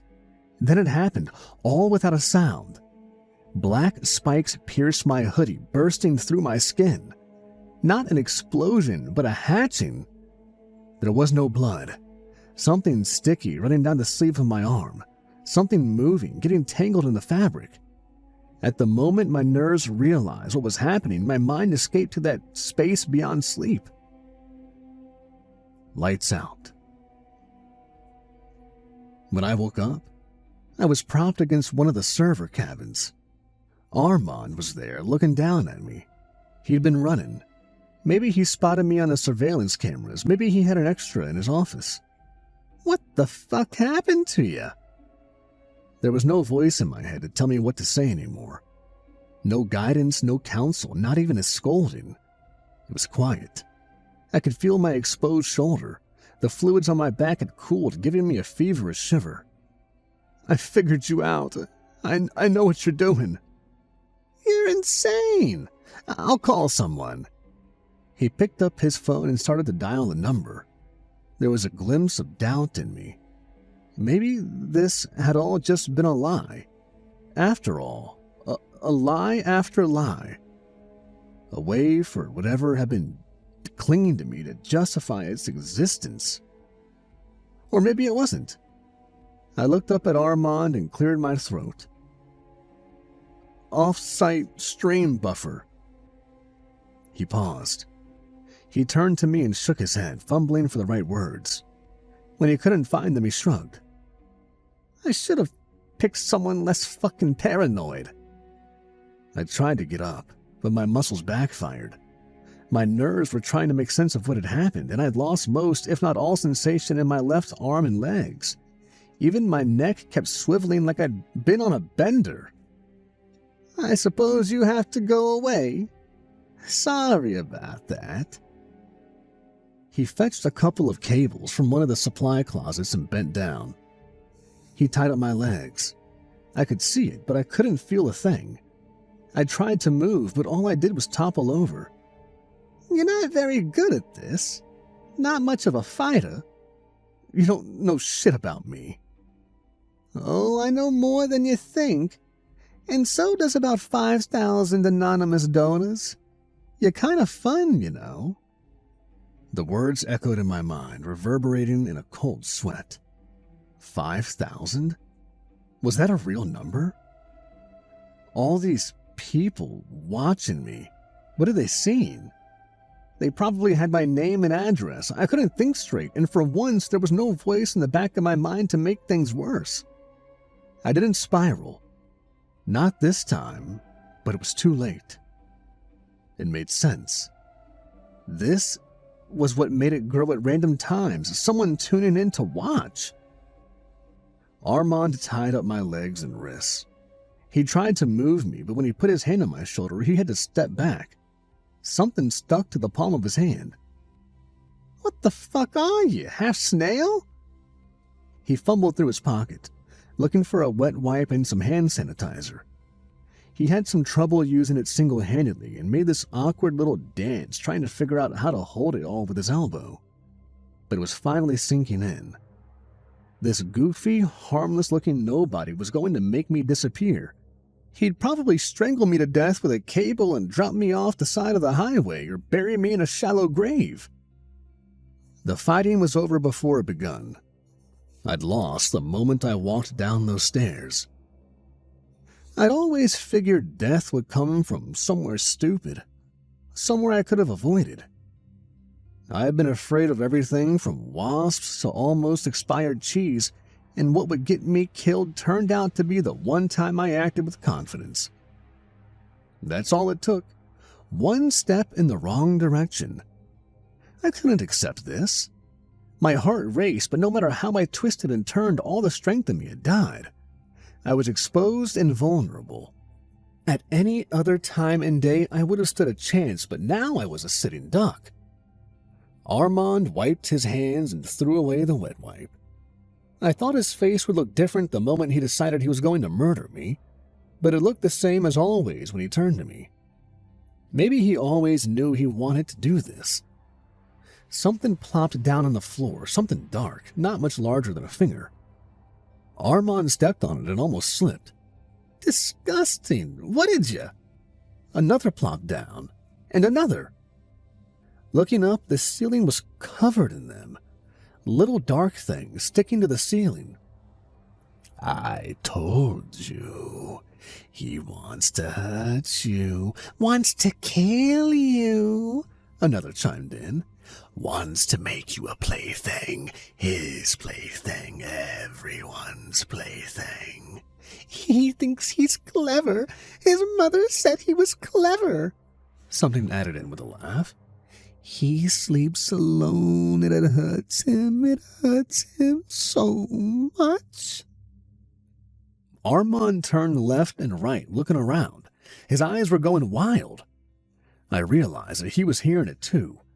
That voice inside my head had burst out and it was crawling across the ceiling. My anxiety, my pain, every intrusive thought I'd had given flesh and intent. And as they fell from the ceiling, he could only brush off so many before they were on him. I could see them moving and squirming to get under his clothes. Some of them had spikes in the front. Others had spikes along the ridges of a circling spine. They weren't exactly snakes or worms. They were more like long sea urchins. They had this musculature where they could move their skin one way and their bones another. There must have been 100 of them crawling all over, piercing his skin and pinching his nerves. He made it all the way out the door, then collapsed in the hallway outside. Armand didn't scream. It was more of a painful mewling, a sad groan growing longer and quieter. He crawled pretty far, but it didn't stop them. I could hear every spike puncturing the skin like stabbing an orange with a sharp pencil. And after a while, it was quiet, but for the hum of the servers. A dark mass gathered in front of me. Little dark things crawling on top of one another, arranging themselves into a colony, like the one that had lived in me. The doctors must have known. I can't hear you anymore. It's quiet. Dozens of voices, all using slight variations in different words, all amounting to the same thing. I was a good listener. Is it over? Are you going away? And this time the answer was unequivocal. Yes. I closed my eyes, hoping my body would find the strength to recover. I could feel the careful wriggle of 100 little things curling up against the edge of me like a cat settling into its owner's lap. A part of me knew they'd be gone by morning. And they were. It was the junior technician that had found us. I had no idea what he must have thought, but he called security. From there it escalated. The authorities deemed it self-defense. A puncture wound from a pin straight to Armand's neck. Of course, they knew it was hundreds, if not thousands of wounds, but somehow the report looked different from reality. It didn't even mention how I couldn't have done it, as I was tied up the moment he died. There were also cameras who had conveniently stopped working. I was asked surprisingly few questions, and most of them were leading. The officer in charge more or less spelled it out for me. And that's when he attacked you, right? And then you picked up this pen, right? And you had no choice but to fight back, right? They made the story for me. I didn't have to say much, just nod and sign the paper. The final checkup with the doctor was quick. The skin on my back was intact, but there was only the outline of a sack from where the growth had been. They cut the excess skin off and I didn't feel a thing. I was perfectly normal from that point on, at least physically. I wanted to tell them about the mass and the many dark things, but it was implied that they already knew. perhaps it would have been worse to stop it. Maybe our medical professionals know something we don't. Before we went our separate ways, I decided to ask, "What did you do with them?" And the old doctor looked at me. "We put them back in the ocean. That's where they come from." I suppose bad things happen to people all the time, but we all react differently. I think I will always be the kind of person to assume the worst and take measures to avoid it, no matter if a voice tells me to or not. It's just the way I was built. But as I once heard, just because you're paranoid doesn't mean they're not watching. Hey everybody, Kevin here from Nightmares Nightly. So this was a story by the great Saturday, who is one of the most prolific posters on No Sleep with a story every single week. This one, I'm not gonna lie, it was a little bit of a letdown for me. I still enjoyed it, but I mean, y'all, come on, it didn't really make much sense at the end, did it? I mean, she works at a company, and there were some things in the middle that bugged me a bit, like, okay, the main character is an idiot. All right, let's just say that. She's a total moron. You're telling me you go to the doctors over and over and over again, and they don't even let you look at the fucking x-ray? I don't know what bullshit that is. That doesn't make any sense. And then, like, she keeps going and gets, things scheduled, and this thing is growing to the size of a fucking cantaloupe. And they're like, "Oh yeah, we'll a couple more weeks, we'll get you in here we need a consultation before the surgery." That doesn't make it, no. I still liked the story, and Saturday's one of my favorite authors, and then apparently the thing grows. I mean, it's like they had this weird, dark web kind of thing with Armand, who, put spyware on her laptop, and it made it grow, and they're doing this, dark web, people pay to watch someone's webcam kind of thing. And then the doctor, obviously the doctors are in on it. Plus, the company doctor is giving you the most dumb fucking advice I've ever heard in my life. And you're not going to go seek another opinion? That didn't make any sense. There were some, forced plot points in here that don't really add up. So you're telling me that the Armand is in on it. The doctor is in on it, because they were hiding it. And then, which means that the company is somehow in on it. And then you just said that the things break free and the doctor they put them back in the ocean. This one was a bit of a letdown. I hope y'all enjoyed it. I still mainly enjoyed it, but like I said, there were some forced plot points that just make no sense at all. Armand, the doctor, the company doctor. But, all in all, it was still good. I enjoy Saturday, and I am extremely grateful for all the stories Saturday puts out and, allows it to be narrated. So please check out Saturday's page. We have many more stories from him on the channel, so please check those out as well. I actually should make a playlist at some point. But thank you for listening, everybody, and happy Father's Day to everybody out there, all the fathers out there. This is my first Father's Day, so that's pretty cool. I wasn't sure if I was going to post today, because, Game of Thrones comes out tonight, House of the Dragon Season 3. I'm hyped for that. I'm going to go to work. I'm recording this at 12 in the afternoon of Father's Day. I'm going to go to everybody's houses, meet with everybody. Then I'm going to go to work for a bit and get me a nice big pizza and enjoy it while watching Game of Thrones. Oh, I can't wait. I have 2 hours of the tribal jail story done that we've been working on in the live streams. That's a 4-hour story.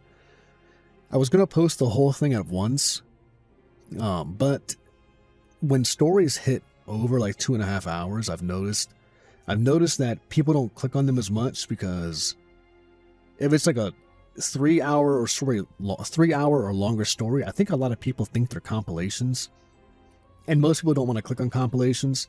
So they see the thumbnail and they see, 4 hours, like, oh, it's a compilation, I'll set that one out, or I'll click on it later. And it plummets the click-through rate on a video when people are shown a thumbnail and no one clicks it, or they're like, I'll click on it for bed, 8 hours from now. The click-through rate plummets, and then it just destroys the video's visibility. So this is a 4-hour story that I got, and I wanted to do really well, because it's like, this will be like 30 hours of work. Between recording, highlighting parts, finding voice actors and stuff, and then editing everything. So I might put that out at like a 2.5 hour or 2 hour mark, and then they'll be like, I don't like releasing part 1s and part 2s and part 3s, but this will probably be a part 1, part 2, and then I'll put the whole video out in a video like a month after the last part 2. But look forward to that. I can't wait to get that out for y'all. Awesome story. 8+ voice actors in that one. Can't wait to get it done. And happy Father's Day again, everybody out there. And as always, thanks for listening, everybody. Samantha always knew she was a blabbermouth. She tried to tamp down on her incessant jabbering when she was younger, but eventually settled into a permanent state of motor mouth mayhem. Long silences made her anxious, and she didn't care too much for short silences either. The little voice in her head was always asking, "And then?" She promptly answered it every time. "And then I went home and cut myself.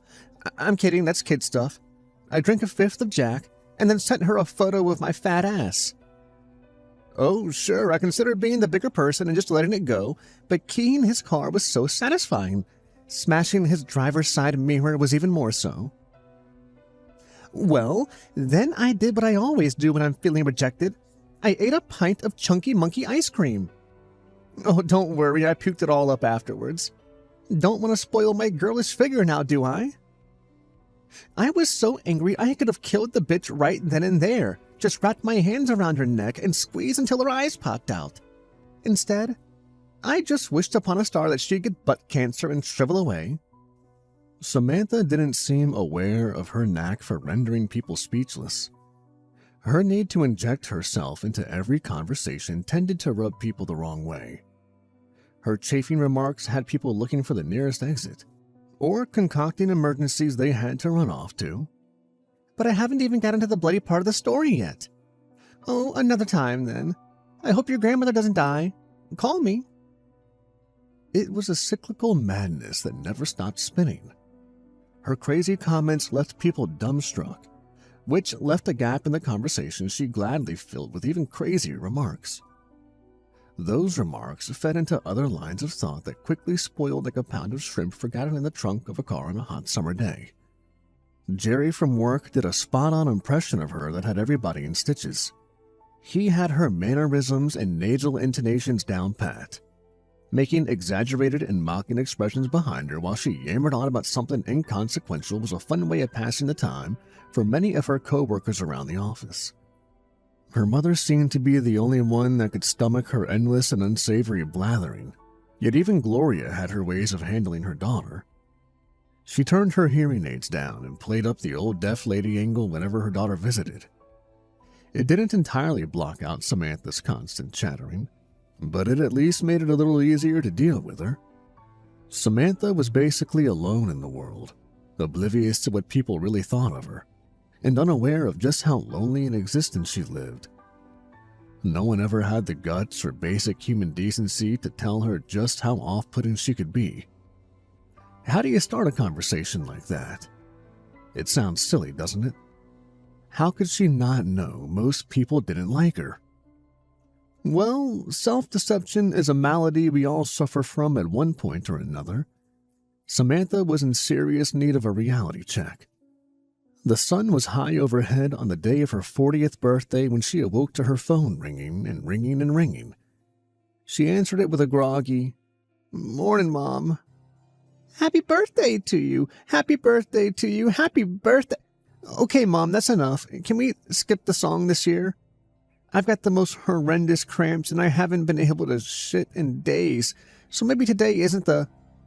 Gloria cut her off. Holy shit, Samantha, you're 40 years old today. Maybe it's about time you develop a filter. Nobody wants to hear every thought that runs through your head. Mom, what's gotten into you today? You're swearing like a sailor. Yeah, well, here's some more for you. Samantha, shut the fuck up. Samantha sat up in her bed and stared at the blinking red call ended message. She couldn't believe what she had just heard. Sitting there in complete shock, a sudden anger like she hadn't felt in years bubbled out of her. She leapt out of bed and flung her phone against the wall. The 2-week-old phone died upon impact. Instant regret set in as she knelt down to pick up the pieces that would never be a phone again. It was a strange and awkward feeling for her since she recalled very few regrets in her life. Her lack of awareness and inability to see the world from different angles was a blessing and a curse. That curse would soon come to light, but the initial shock and awe had already started to fade in Samantha's head. By the time she had showered and readied herself for the day, the shocking altercation with her mother only seemed like a slight hiccup in what she hoped would be a pleasant day. She had no real plans for the day other than maybe stopping by the bar down the street for her complimentary birthday cocktail, so she decided to head over to the Verizon store to get herself another phone. Then she'd call her mom afterwards and let her finish up that birthday song. Road rage swerved in and out of the lanes that extremely hot summer day. 3 different motorists directed blaring horns and inaudible yells in her direction. She just wrote it off as impatience on their part. Her defensive driving didn't go over so well with everybody on the road, though. If she had heard what they were yelling, she would have been shocked. She pulled into the parking lot a few minutes later, feeling rather upbeat for someone who was about to do battle with some sales clerk who was probably going to give her bad news about her warranty. A few customers and employees lingering around the store glanced in her direction as she entered, but she figured it was just what people do when someone enters a room. People do tend to look towards sudden sounds, and the jangling bell hanging on the metal and glass doors certainly announced her entrance. But the glances quickly turned into stares as she stepped further into the store. Their hazy eyes followed her as she walked around a display. Samantha stopped her progress towards the service counter when everyone else in the store started to gather in front of it. One straggler in the far corner of the store actually jogged the last 15 or so feet to the crowd like a football player rushing to a huddle. She stood there watching the 11 strangers as they conferred on some subject unknown to her. Every now and again, one or another of them would poke their head out of the muttering mass and glare at her before tucking back into the writhing clump of backsides and intertwined arms. They went on talking amongst themselves for about a minute before they broke their huddle and lined up side by side like they were about to play a game of Red Rover. A rather tall employee with bushy black eyebrows reluctantly stepped up to Samantha. She nearly blurted out, Red Rover, let bushy brow come over." Her ears popped like they often did when she was on an airplane. "How may we assist you today?" His obvious lack of enthusiasm and extremely dilated pupils added to the uneasy feeling creeping over Samantha. She fished the bag containing the remnants of her phone out of her purse and replied, "I broke my phone and would like to replace it." The guy took the bag from her with a dismissive grunt and handed it to another employee who walked over to the nearest garbage can and tossed it in. Dusting her hands off dramatically, she turned and gave Samantha a dirty glare. Bushy Brow then looked Samantha right in the eyes, frowned, and said, "I think it's best you go old school for a while." Samantha began to feel very uncomfortable, so she replied in the only way she knew how. She blurted, "When you furrow your brow like that, your eyebrows nearly touch, and I can't help but think they belong together. Stop shaving them and let them join. Be brave, be different, and embrace the unibrow lifestyle." Bushy Brow shook his head in disgust and grabbed her left arm as the other employee that threw Samantha's phone away came up behind and grabbed her other arm. Their steadfast grip easily thwarted her attempts to break free. "What are you doing? Let go of me! Put me down! They lifted her up and carried her towards the door. Samantha's heels dragged along the floor. The late huddler rushed by and opened the door for them. The two employees shoved her out of the door. She stumbled across the sidewalk, turned toward them, and opened her mouth to protest or maybe just to ask what's going on, but the three of them, accompanied by the rest of the people in the store, harmonized a harsh response. Shut the fuck up, Samantha. Bushybrow, his name tag read Kevin, shut the door and locked it. He showed her both of his middle fingers, shook his head, and turned his back to her. Samantha stood there in shock, staring at Kevin's back as he stood sentry over the doorway. Trembling slightly, she clumsily fumbled in her purse for a cigarette as she turned around and slowly walked to her car. Reaching her car, she became frustrated when she couldn't get her lighter to work. She flung it across the parking lot in a sudden fit of anger and screamed like she'd just seen a dismembered head roll across her path. Her blood-curdling screams soured into sobs as she slid down her driver's side door and sat down in the hot cement. She felt humiliated, confused, angry, so angry, but most of all she was scared. She didn't understand what was happening around her. Something didn't feel right with the world that day. She became aware of a clicking, hissing, tinnitus sound in her ears. It quieted to a low, white noise rumbling, and then erupted into a high-pitched ringing. She clutched at her ears just as a family of four, looking for a choice parking spot, slowly coasted by her and yelled simultaneously, "Shut the fuck up, Samantha." The little girls in pigtails sang, "Shut the fuck up if you know what's good. Shut the fuck up or you'll lose your hood." Samantha could see the little boy, maybe 8 years old, in the back window, running his index finger horizontally along his throat with a sinister, hazy-eyed smirk. Dumbstruck, she watched their SUV turn and drive down the next parking aisle. She pulled herself up and quickly climbed into her car when she saw them reach the end of the aisle and turn back toward her. Her 6-cylinder engine roared to life as they neared her. The ringing in her ears had been replaced by the family joyously singing, "The wheels on the bus go round and round, round and round, round and round." She backed out with a screech of tires, slammed her car into drive, and sped away. Looking back, she saw their car parking in the spot she had just vacated. She swung out into traffic. A moment later, someone swerved into her lane without warning, nearly clipping her car. Her urge to punch, and press her horn stuttered when the ringing in her ears started up again. She resisted the urge and the ringing subsided. Samantha felt alone and untethered from reality. She needed someone to confide in, or better yet, someone to unleash her frustrations upon. A rather good mix of 80s songs on the radio renewed some of her usual aplomb. The singing always helped to calm her down. The drive home was pleasant and uneventful. Nearing the front of her apartment building, she noticed that the guy who lived next to her had parked his car in her designated spot. Sick and tired of being on the receiving end of other people's ire all day, she parked in his spot, leapt out of her car, and rushed up to his front door. Slightly winded from her dash up the 2 flights of stairs, she banged on the door until it swung open with a, "All right already, calm the Oh, it's you. What do you want?" Samantha stared her neighbor down and uttered, "Why the fuck are you in my spot?" The short, balding man laughed and began to close his door in her face as he said, "Oh, I'm sorry. Did Josh park in your spot? I'll go move it right." "Don't bother," slithered off her tongue like a hiss. "I parked in your spot, but don't." He swung his door open and stepped right up on her, forcing her to step back. "Wait a minute. His spot, which is right next to yours, was available?" She stepped sideways to her apartment as he took another step towards her. "You're one fucked up chick, Samantha." Samantha's urge to assert herself withered. Her earlier awareness that something was wrong swam up from the deep end of her mind and gasped for air. "How do you know my name?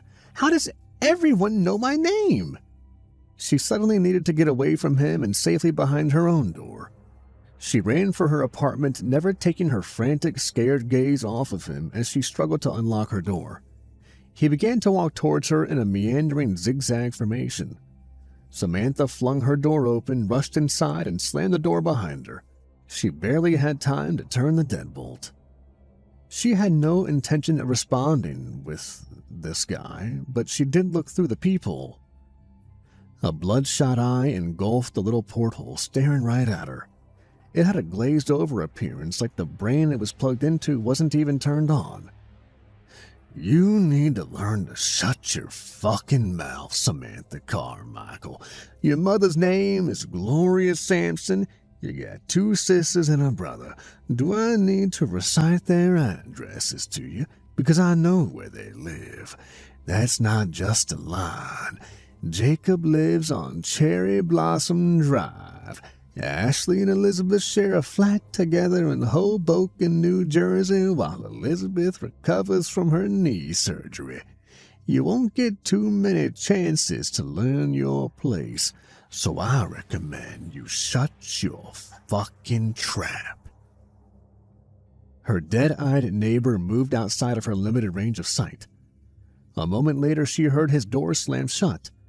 She slid down her door to the floor and closed her eyes tightly. The ringing in her ears quieted to a low hiss and then dissipated. Samantha awoke a couple hours later, sitting on the floor with her back against the door. She rose, unlocked her door, cracked it open about a foot, and peered out.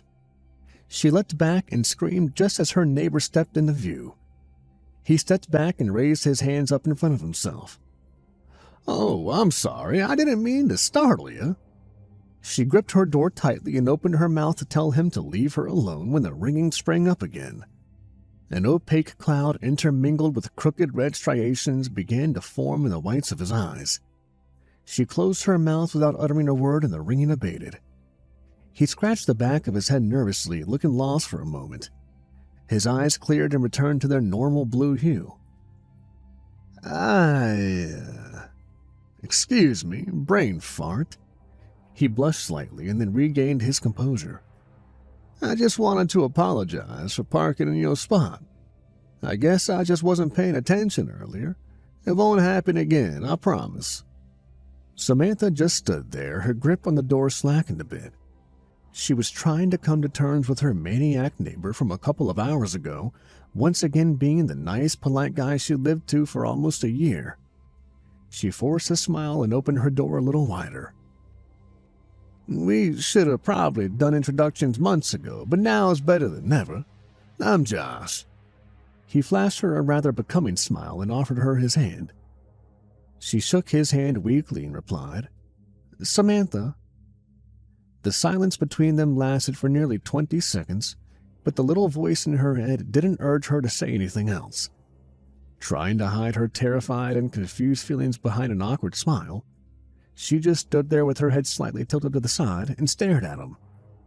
Josh shifted towards his apartment, turned back to her, smiled uncomfortably, and then backed up to the stair railing.